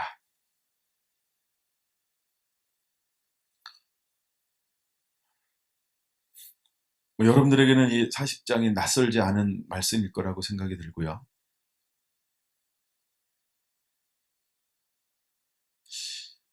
자, 이제 하나님이 무엇을 지으라 말씀하는 게 첫 번째였어요. 그게 성막입니다. 무엇을 지으라 라고 한 게 첫 번째였어요. 성막을 지었어요. 물론 성막을 지어지는 방법이 너무너무 중요하지만 하나님이 원하시는 대로 자원함과 거룩함들 그리고 온전한 헌신함 또 가장 중요한 요소 중에 하나가 뭘까요? 31장, 36장에 말하고 있는 것처럼 하나님의 성령에 감동된 사람들에 의해서 이제 이 성막이 만들어지고 지어지고 헌신되어지고 완성이 되었어요. 근데 그 완성이 되어지는데 가장 중요한 것 중에 하나가 뭐냐면 이 말입니다. 32절 보세요. 여호와께서 모세에게 명하신 대로 되니라. 그러니까 여호와의 말씀 그대로 건축이 되어졌다는 거야. 그랬더니 그 안에 무엇이 임합니까? 여호와의 영광이 임하는 것입니다. 오늘날 하나님께 찾는 예배자는 어떤 사람일까요? 이 성경 구절 웬만하면 암송하기 때문에 안 찾고 그냥 머리로 볼게요. 고린도전서 3장 16절 17절이요. 우리 몸이 하나님의 거룩한 전입니다. 믿습니까? 그러면 이제 내 몸이 어떻게 만들어지는 하나님이 찾는 예배자가 되어야 할까요? 만약에 성막이라고 한번 예를 든다고 한다면 그렇죠? 하나님의 여호와께서 모세에게 명하신 대로 그대로 되었더라. 말씀도 온전한 질서가 내 안에 그대로 이루어져야 된다는 거예요. 거룩한 질서가요. 말씀 앞에 그대로 내 삶이 올려져야 한다는 거예요.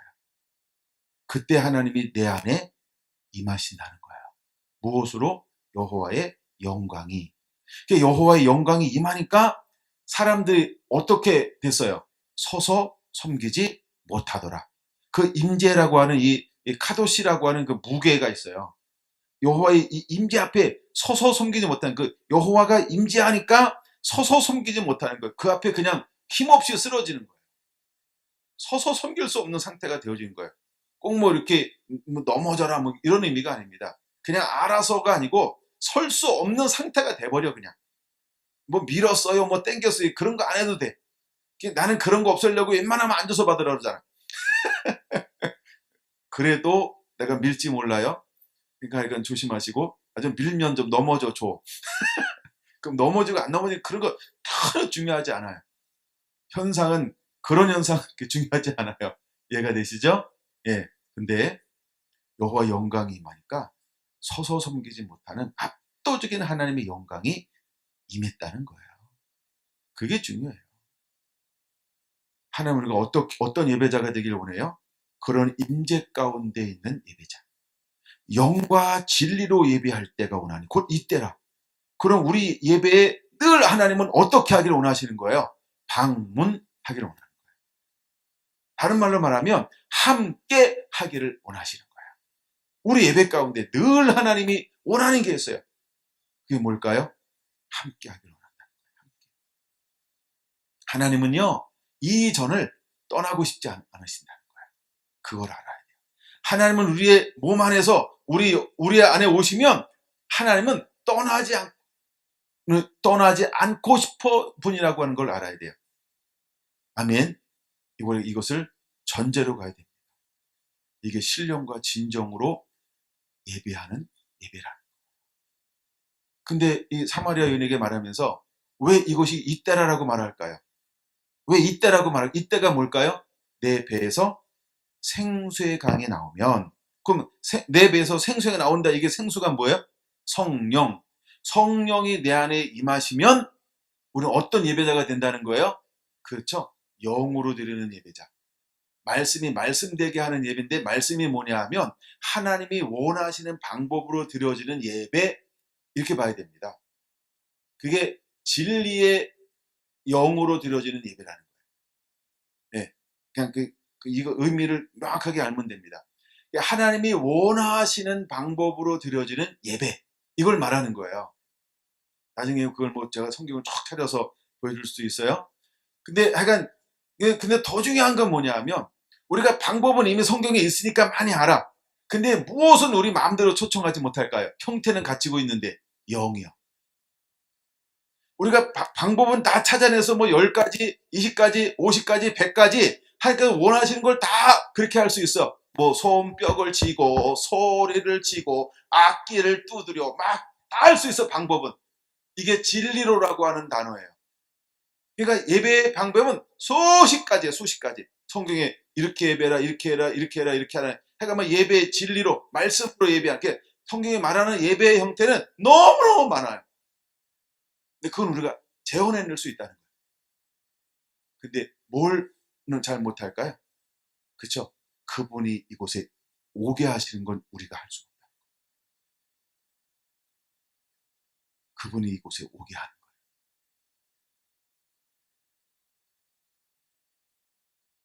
그래서 모세가 성막을 짓는데 어떻게 짓냐는 거예요. 성령의 감동함 받은 사람, 기쁨과 즐거움과 자원함, 여호와께서 모세에게 명한 그대로 순종함으로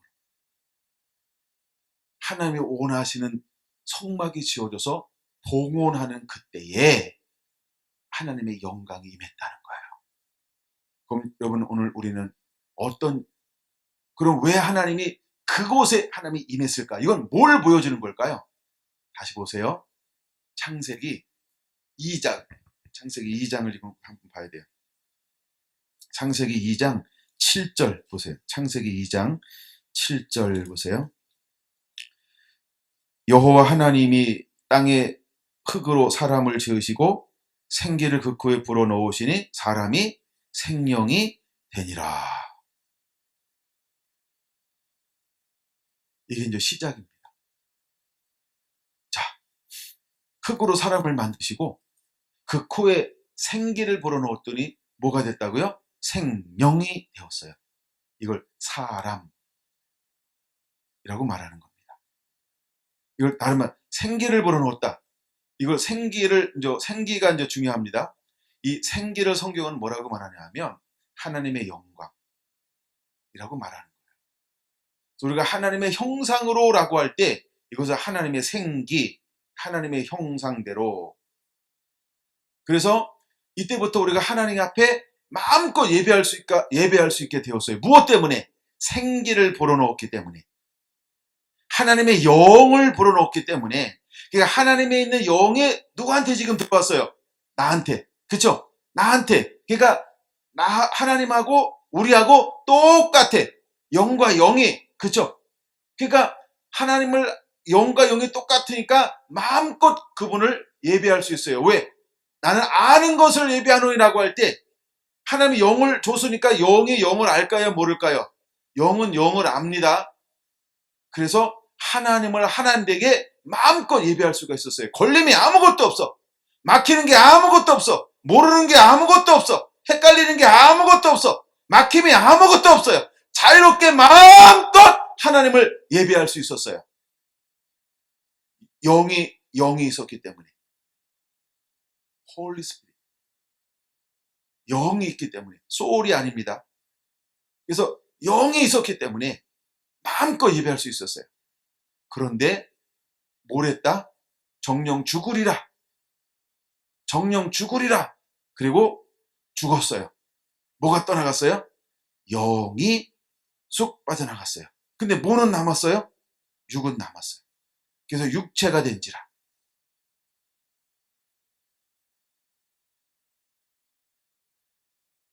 이때부터 하나님을 자유롭게 예배할 수가 없게 된 거예요. 예수님의 오심이 무엇 때문에 오신 걸까요? 그 잃어버렸던 영을 우리 안에 회복하기 위해서, 그 죄값을 지불하기 위해서, 피 흘림을 통해서 죄값을 지불하기 위해서, 그래서 그 영이 우리에게 올 수 있도록 우리를 준비하기 위해서 오신 거예요. 그래서 오순절은 무엇인가요? 그 영이 우리 안에 임한 날이에요. 이게 오순절이에요. 올해를 5월 마지막 날이죠? 그 오순절이요. 성령이 우리에게 오신 날. 그러므로 여러분, 우리가 하나님의 영 가운데 함께 거하지 않으면 하나님을 하나님에게 예배할 수 없습니다.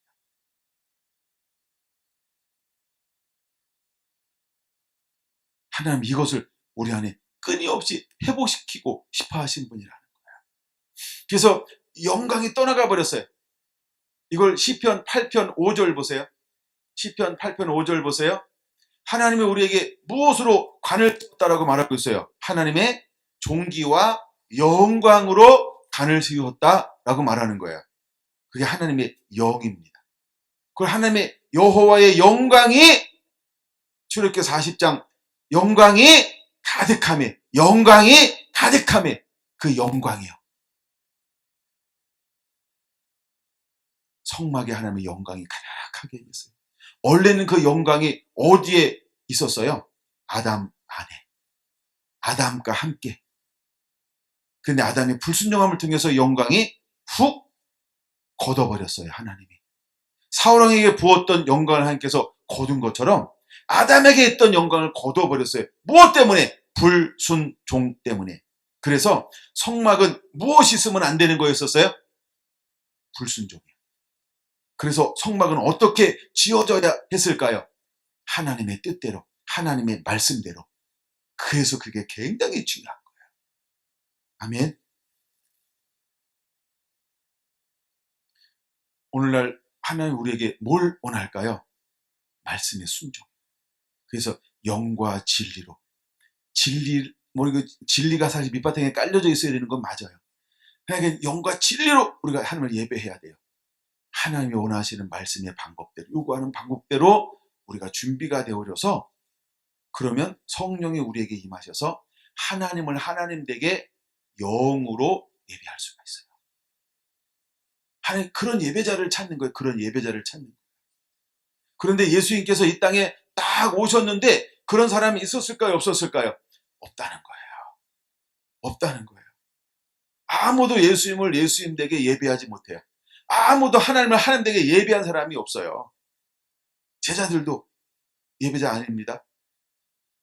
아직도 제자들이 아직 예배자가 안 됐습니다. 그들도 아직 못 보고 못 듣고 못 깨달아요. 아직도 제한적이라는 거예요. 그래서 하나님이 제자들에게 그래서 오셔서 먼저 진리를 깔아놓는 거예요. 그래서 말씀을 풀어주는 거예요. 말씀이 깨달아지는 동시에, 아, 이렇게 예배하는구나. 아, 이렇게 예배하는구나. 근데 어떻게 예배한지 진리의 영이, 진리를 알았는데 이 진리를 운동력하게 하는 것이 아직 오지 않았어요. 그래서 우리가 왜 제가 요한복음 14장, 15장, 16장을 자꾸 읽으라고 하는 이유가, 이게 답이 거기 있기 때문에 그래요. 진리의 성령님이 오시면 말씀을 기억나고, 말씀이 말씀되게 하고, 말씀을 통하여 이게 살아있는 리빙 바이블, 살아있는 말씀으로 만들어내는 것이, 만들어내는 역할을 하는 것이 누구시다? 보혜사 성령. 보혜사 성령. 그러면 우리가 무엇이 되냐 하면 하나님이 원하시는 예배자가 되어지는 거예요. 여러분, 다시 한번 우리 안에 이 은혜들이 이렇게 풀어지게 되기를 원합니다. 그 다음에 히브리서 2장 7절을 같은 말씀이죠. 히브리서 2장 7절. 영광과 존귀로 간을 씌우셨나이다. 하나님이 그렇게 영광과 존귀로 간을 씌웠다는 말이에요. 근데 죄를 범함을 통해서 영광과 존귀가 훅 벗겨져서 무엇이 되었어요? 육체가 되었던 거예요. 정령 죽으리라.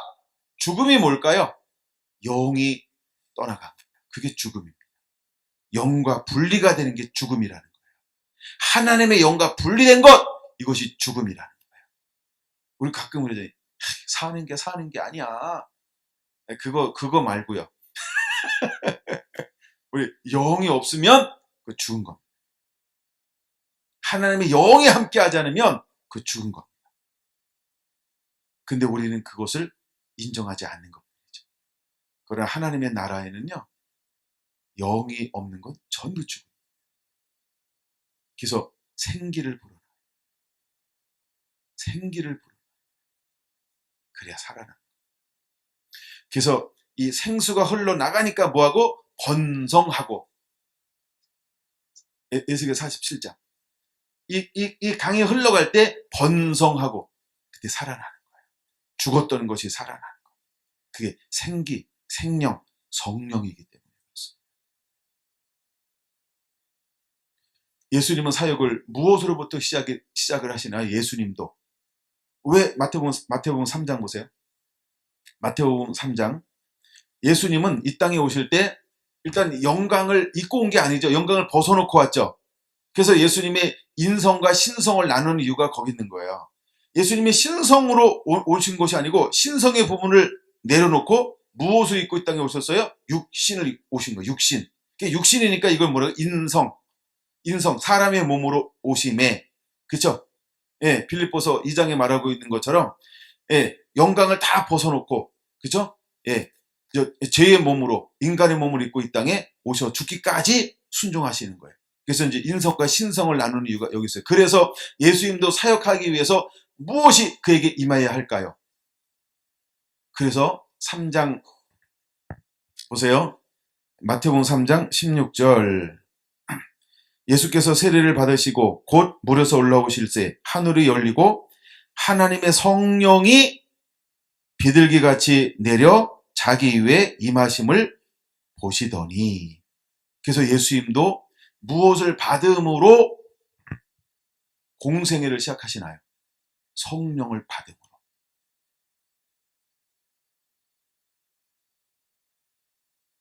이때부터 예수님도요, 하나님을 하나님 되게 예배하기 시작하는 거예요. 아멘. 여러분과 성령의 인도함 받지 않고는 하나님을 하나님 되게 아무것도 할 수 없어요. 성령의 인도함 받지 않고는 하나님을 하나님 되게 예배할 수가 없어요. 오늘 제가 기초적인 것 같은데 다시 한번 이렇게 짚어주는 거예요. 이거 너무 중요한 것이기 때문에 그래요. 예수님도 그렇게 시작했다고 한다면, 그래서 제자들도 사도행전에 무엇으로부터 시작되나요? 왜 사도행전 1장 3, 4, 5절에 위로부터 능력이 임하기까지 떠나지 말라고 얘기했을까요? 말씀만 가지고 안 된다는 거예요. 그 말씀을 리빙 바이블 할 수 있는, 살아있게 만드는 게 하는 역할을 누가 한다고요? 성령이요. 물론 하나님 말씀 자체는 살아있고 운동력이 있어요. 그러나 그것만 가지고는 반쪽이라. 무엇이 있어야 돼요? 성령님이 오셔서 그때 맞는 하나님의 말씀을 적재적소의 때를 따라 성령님이 인도한대요. 그래야 내 뜻대로 하지 않고 아버지의 뜻대로 할 수 있다는 거예요. 그냥 말씀만 가지고 있다 그러면, 그렇죠? 내가 하고 싶은 대로, 내 감정대로, 내 판단대로, 내 우선순위대로 이렇게 할 수 있어요. 근데 무엇이 임해야 돼요? 성령이 임하면 나 죽고 하나님의 뜻만이 딱 붙들려요.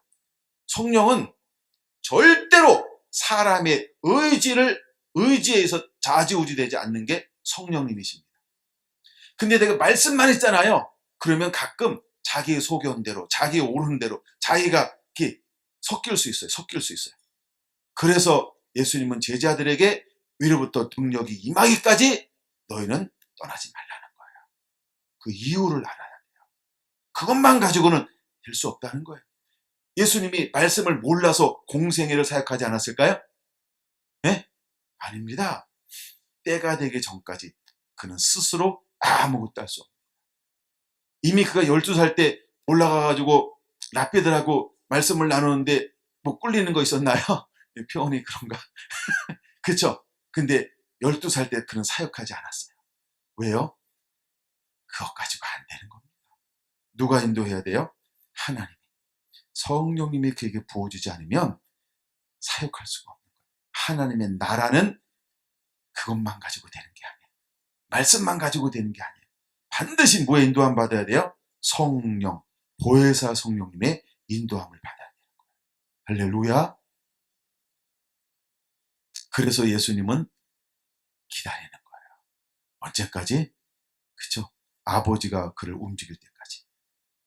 아버지가 감동을 주니까 어디로 갑니까? 요단강으로 나가는 거예요.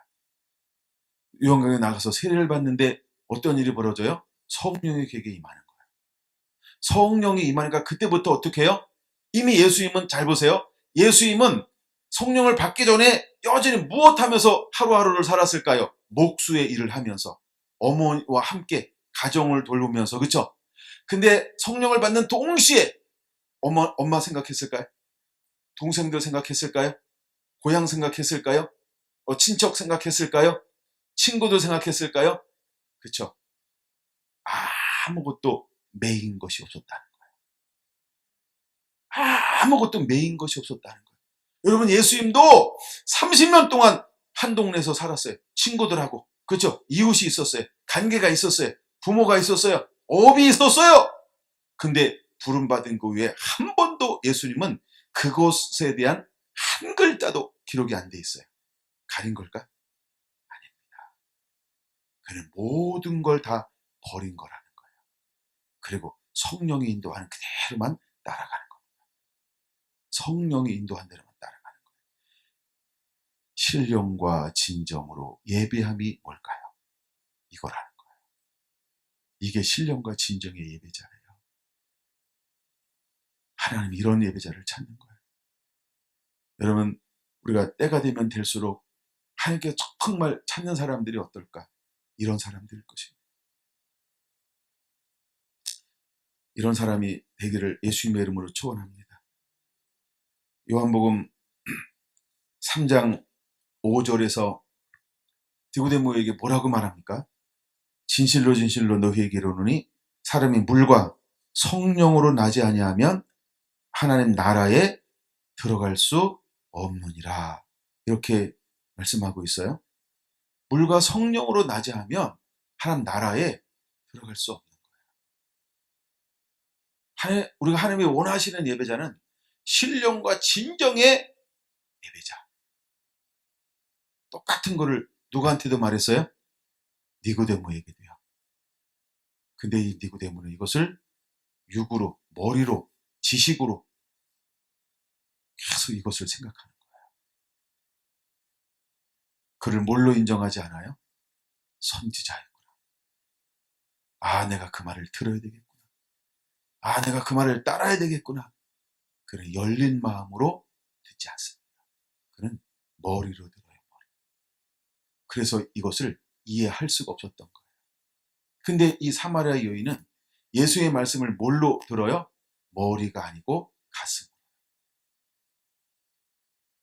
그래서 들을 수 있었던 거예요. 여러분, 우리가 자기를 내려놓는 자가 되어야 할 줄로 믿습니다. 그래서 제자들이 성령을 받고 나가 복음을 증거하기 시작하는데 사도행전 2장 38절 그들이 뭐라고 얘기하나요? 원리가 똑같아요. 38절 보세요. 베드로가 이르되 너희가 회개하여 각각 예수 그리스도 이름으로 세례를 받고 제사함을 받으라. 그리하면 성령을 선물로 받으리니. 그들이 말씀을 듣고 찔렸어요. 그런 동시에 그들에게 뭘 요구합니까? 회개하고 주 예수를 믿으라. 그들의 마음의 문을 열었어요. 그러니까 그들에게 무엇이 임하는 거예요? 성령이 임합니다. 성령이 임하니까 그들은 그 다음부터 어떤 사람으로 변화가 되었을까요? 영과 진리로 예배하는 자가 되었다는 거야. 영과 진리로 예배를 합니다. 그들이 어떻게 예배하는가요? 그들이 어떻게 예배하든가 영과 진리로 예배하기 시작합니다. 42절 볼까요? 그들이 사도들의 가르침을 받아, 그쵸? 서로 교제하며 떡을 떼며 오로지 기도하기를 힘쓰니라. 여기 기도하기를 힘쓴다. 이게 뭘까요? 오로지 신령과 진정으로 하나님을 예배한다. 이런 의미예요. 그들에게 성령이 임하는 동시에 그들은 어떻게 예배하는 자가 되었을까요? 영과 진리로. 하나님을 예배하는 예배자가 되었다라고 하는 것입니다. 46절 날마다 마음을 같이 성전에 모이기를 힘쓰고 47절 하나님을 찬미하며 할렐루야. 이게 뭐예요? 신령과 진정으로 예배하는 자. 가만히 보세요. 그들에게 성령이 임하는 동시에 메인 게 있었을까요? 없었을까요? 메인 게 있었을까요? 없었을까요? 제가 이걸 다시 한번 계속 봤어요. 이거는요. 메인 게 있으면 이런 현상이 못 일어나. 어디 출근해야 된다. 소 길들여 가야 된다. 밭에 일하러 가야 된다. 그러면 이 현상을 할 수가 없어요. 그쵸? 이 말이 무슨 말이에요? 성령이 임하니까 무엇이 먼저 회복되어지는 거예요? 신령과 진정의 삶이 회복된 걸 우리에게 보여주는 거예요. 너 직장 내려놔. 그 얘기하는 게 아니고요. 은혜가 임하니까 우선순위가 바뀌어버리는 거예요. 우선순위가 바뀌어버리는 거예요. 삶의 우선순위가 하나님을 예배하는 거예요. 하나님을 기쁘시게 하는 거예요. 하나님 내가 무엇하길 원하나요? 이렇게 하나님 앞에 묻는 거예요. 삶의 우선순위에 변화가 일어나니까 이들의 삶 가운데 어떤 일이 일어나든가 하나님 나라의 모형이 그대로 초대교회 가운데 이루어지더라는 거예요. 하나님 나라의 모형이 초대교회인데 그대로 임하니까 그 교회 안에 어떤 현상이 일어나는가? 부족함이 없더라. 이 현상이 일어나더라.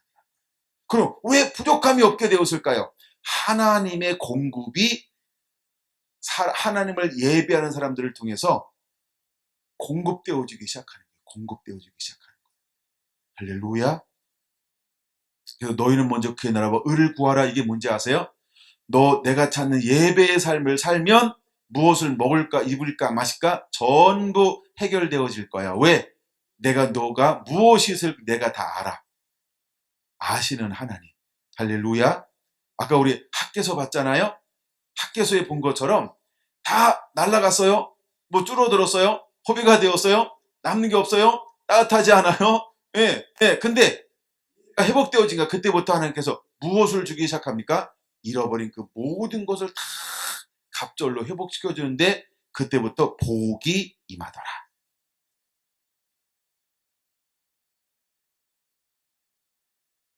여러분과 신령과 진정의 예배가 회복되어질 때 하나님이 모든 것을 우리에게 새롭게 공급해주기 시작하더라는 거예요. 여러분 우리 안에 이런 은혜가 그대로 임하게 될 것입니다. 여러분 이런 예배자가 되시기를 바랍니다. 이런 예배자들이 되기를 예수님의 이름으로 축원을 드립니다. 와우 이거 계속 있는데 좀 넘어가고요.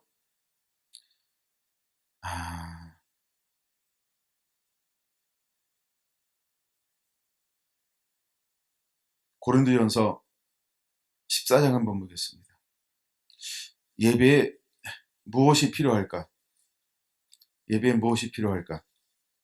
26절 고린도전서 14장 26절 오늘 11시 반에는 마칠게요. 고린도전서 14장 26절 시작. 그런즉 형제들아 어찌할까?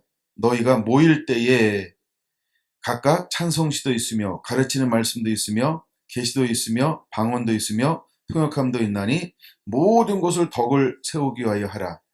너희가 모일 때가 뭐예요? 예배할 때. 그래서 제가 아까 사도행전에서 모일 때 일부러 찾아주는 이유가 그것이 무엇을 의미하냐면 예배라는 거예요. 예배. 예, 지금 찾다가 지금 하나 제가 많이 줄였어요. 하여간 그래서 이 모일 때 뭐가 있어야 된다는 거예요? 찬송시도 있고 가르치는 말씀도 있고 계시도 있고 방언도 있고 통역함도 있어야 된다는 거예요. 이것이 뭐라고요? 신령과 진정으로 예배할 때, 그러니까 영으로 예배할 때, 진리의 영으로 예배할 때 하나님이 필요한 모든 것이 이 가운데 자유롭게 공급되어 줄 수도 우리는 수동적으로, 그렇죠? 이걸 열어놓아야 한다는 거예요. 어떤 누가 짠 순서대로 가는 게 아니고 하나님 영이 인도하는 대로 민감하게 영이 인도할 수 있도록 우리가 그분께 맡겨야 한다는 거예요. 아멘. 그래서 각각 찬송시도 있고 가르치는 말씀도 있어야 되고 또한 계시도 있어야 하고 그 다음에 방언도 있어야 되고 그것을 통변함도 있어야 되고 이것이 예배라는 거예요.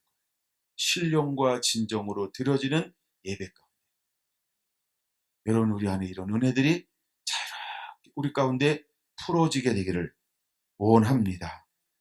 할렐루야. 사무엘하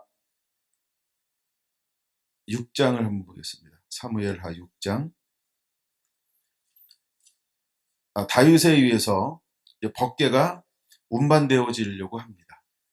자, 이제 엘리 제사장이 이제 아들들이 이것을 가지고 나가서 블레셋과 싸우다가 이것을 빼앗겼어요.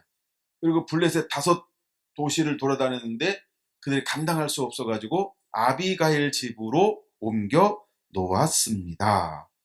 4절 봅니다. 사무엘하 6장 4절. 그들이 산에 있는 아비나답의 집에서 하나님의 교회를 신고 나올 때에, 예, 그러니까 아비나답의 집에 이 법궤가 머물러 있었어요. 그리고 빼앗기고 얼마나 지났을까요? 사울 왕이 40년이 지났어요. 굉장히 오랜 시간이 지난 거죠. 그리고 사울이 왕이 되기 전부터 있었고, 그 다음에 다윗이 왕이 돼서 바로 옮기는 것이 아니죠. 자, 그런데 아비나답의 집에서는 이 법궤가 아무것도 하지 않았다는 거예요. 그냥 머물러 있었어요. 잠잠해 있었다라는 겁니다. 잠잠해 있었다라고 하는 거예요. 근데 12절 한번 보세요. 12절. 사무엘하 6장 12절 시작. 어떤 사람이 다윗 왕에게 아뢰어 이르되 여호와께서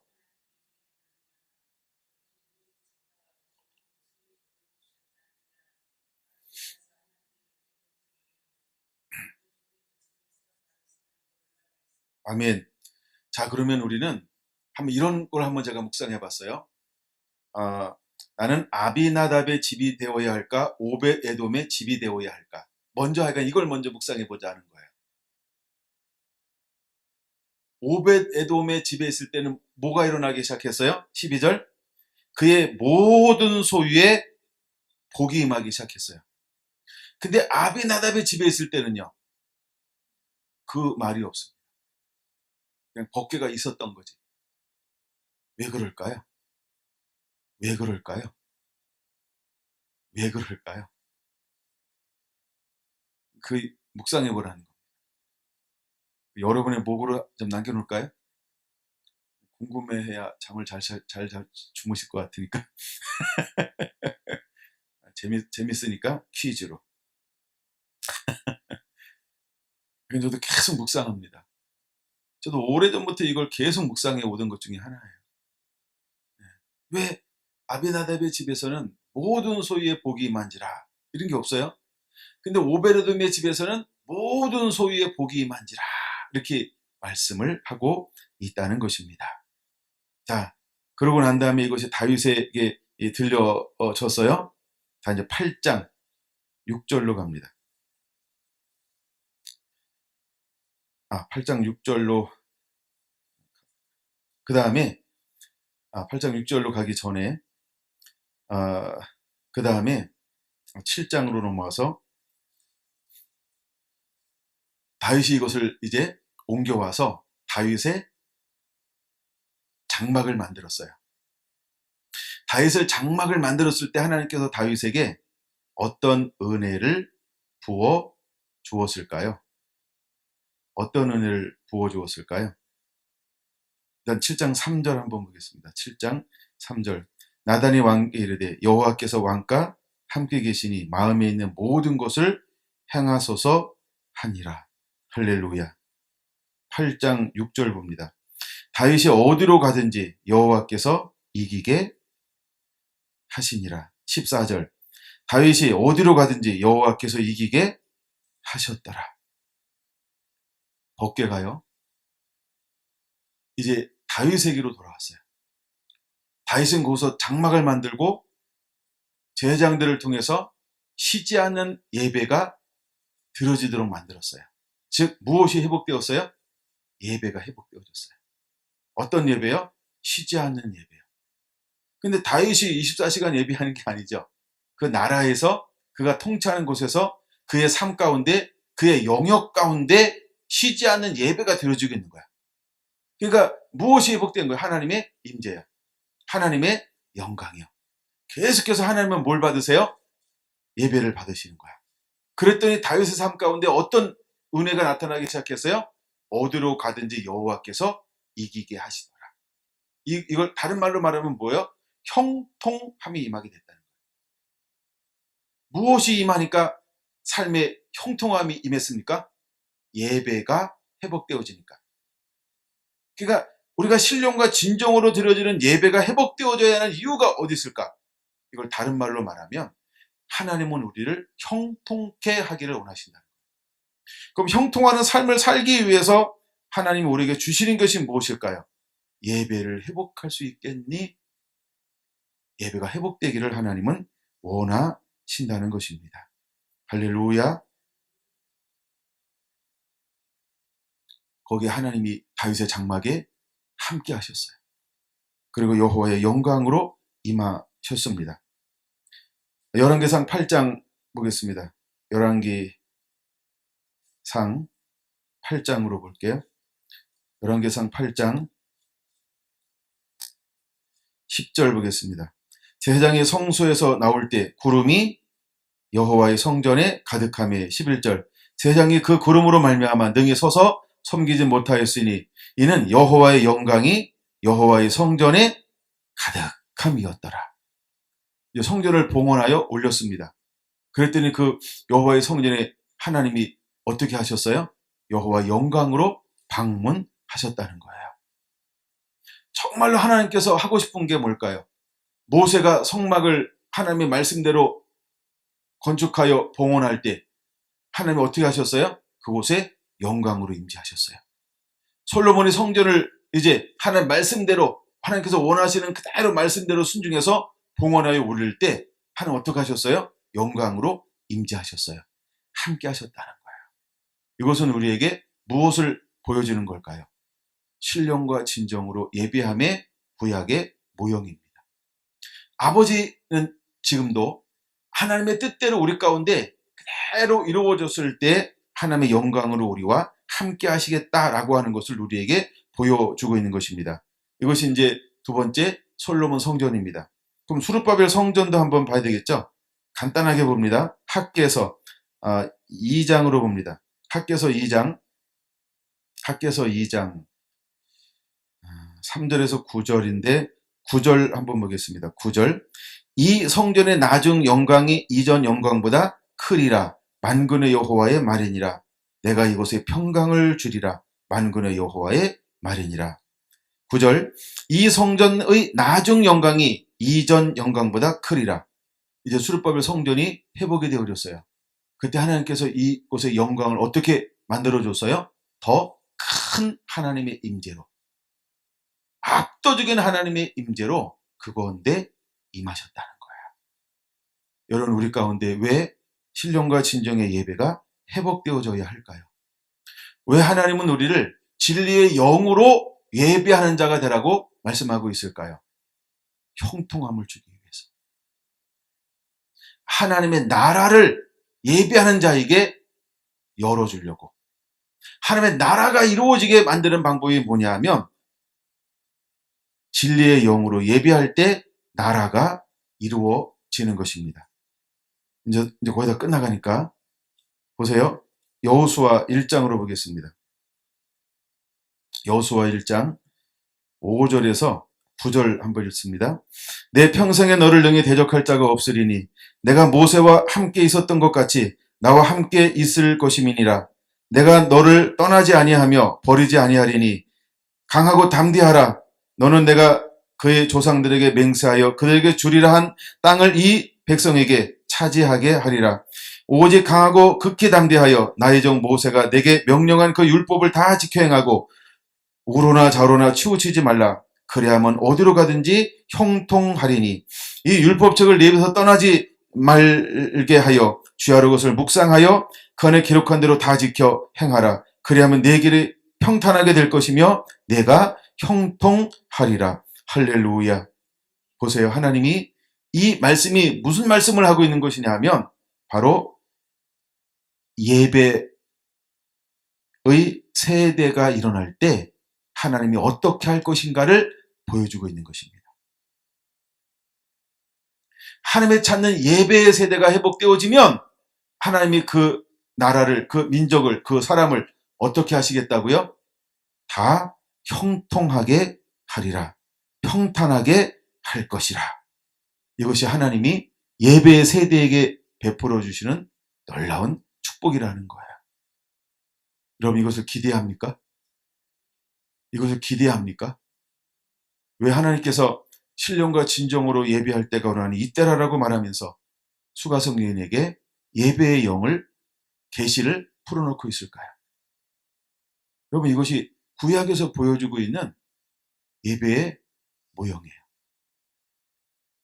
그런데 이게 구약으로만 끝나는 게 아니고 하나님은 신약에도 동일하게 형통하게 하시겠다라고 말씀을 하고 있습니다. 자, 그러면 예배를 잃어버리면 어떤 일이 벌어질까요? 사사기 2장으로 보겠습니다. 사사기 2장. 예배를 잃어버리면 어떤 일이 일어나는가 한번 보세요. 사사기 2장 6절에서 10절을 보시기 바랍니다. 오늘은 10절만 읽겠습니다. 그 세대의 사람도 다 그 조상에게로 돌아갔고 그 후에 일어난 다른 세대는 여호와를 알지 못하며 여호와께서 이스라엘을 위하여 행하신 일도 알지 못하였더라. 7절 마지막 부분에 사는 날 동안 여호와를 섬겼더라. 섬겼더라가 뭘까요? 예배를 말하는 거예요. 예배를 섬길 때, 예배할 때 어떤 일이 일어났습니까? 형통하게 되었습니다. 그러나 이제 예배가 멈췄어요? 예배를 잃어버렸어요? 예배가 끊어졌어요? 그리고 그 다음부터는 어떤 세대가 올까요?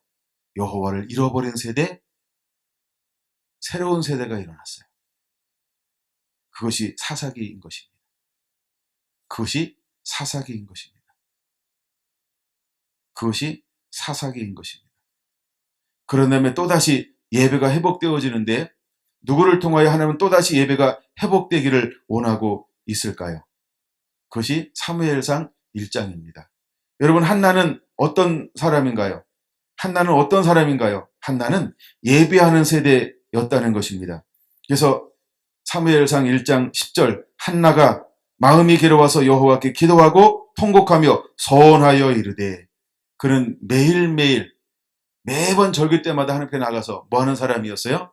예배하는 자였다는 거예요. 하나님은 누구를 통하여서 이 땅 가운데 하나님의 사람을 품게 만들까요? 예배하는 사람을 통하여서. 예배하는 사람을 통하여서. 그것이 한나였다는 겁니다. 근데 예배하는 사람을 통하여 이제 이 땅 가운데 누가 태어나게 되어질까요? 누가 태어나게 될까요? 2장 10절, 11절 엘가나는 라마의 자기 집으로 돌아가고 그 아기는 제사장 엘리 앞에서 여호와를 섬기니라. 그 아이가 누굴까요? 사무엘. 여호와 앞에서 섬기니라. 섬긴다라는 의미가 뭘까요? 예배. 이제 또 다른 예배의 세대가 일어났습니다. 여러분 하나님은 누구를 통하여서 새로운 세대를 열어갈까요? 예배하는 세대를 통하여 새로운 세대를 열어가는 것을 볼 수 있습니다. 사무엘상 2장 18절 사무엘이 어렸을 때 세마포 에봇을 입고 여호와 앞에서 예배하였더라. 여러분 그는 끊임없이 하나님 앞에서 예배하는 세대가 되었다는 겁니다. 21절 사무엘은 여호와 앞에서 자라니라. 하나님 앞에서 예배하며 자라나는 것을 볼 수 있습니다. 하나님이 이렇게 예배자의 세대를 일으킨다는 거예요. 왜 하나님은 오늘 우리에게 신령과 진정으로 예배하는 사람을 왜 찾으실까? 이것이 바로 구약의 예배의 형태라는 거예요. 구약의 예배의 하나의 형태를 우리에게 보여주고 있어요. 오늘 이 시대에 우리가 하나님 어떤 사람이 되어야 할까? 신령과 진정으로 예배하는 세대. 이제는 우리는 매일매일 영으로 예배하기 위해서 성령님을 초대해야 합니다. 성령님을 갈망하세요. 그리고 그분을 초대하세요. 그분을 매일 여러분 삶 가운데 환영하세요. 영의 인도함 받아야 합니다. 영의 인도함 받지 않고는 하나님이 원하시는 예배자는 될 수가 없어요. 여러분, 진리만 가지고 되지 않습니다. 말씀만 가지고 되지 않습니다. 말씀만 가지고 되지 않습니다. 말씀만 가지고 되지 않습니다. 만약에 말씀만 가지고 된다면 그냥 성경 딥다 읽으면 돼요. 그리고 방법적인 거 찾아내면 돼요. 그리고 말씀 붙잡고 기도하면 돼요. 그리고 말씀 그대로 행동하면 돼요. 그러나 이것만 가지고 되지 않습니다. 하나님은 우리에게 어떻게 예배한 자를 찾으신다 그랬어요? 영과 진리로 예배할 때가 원하니 곧 이때라. 왜? 그 이유가 뭐냐 하면 요한복음 4장 24절 하나님은 영이시기 때문에 그렇습니다. 하나님은 영이시기 때문에 그렇습니다. 지금 그거를 설명하려고 여기까지 쭉 온 거예요.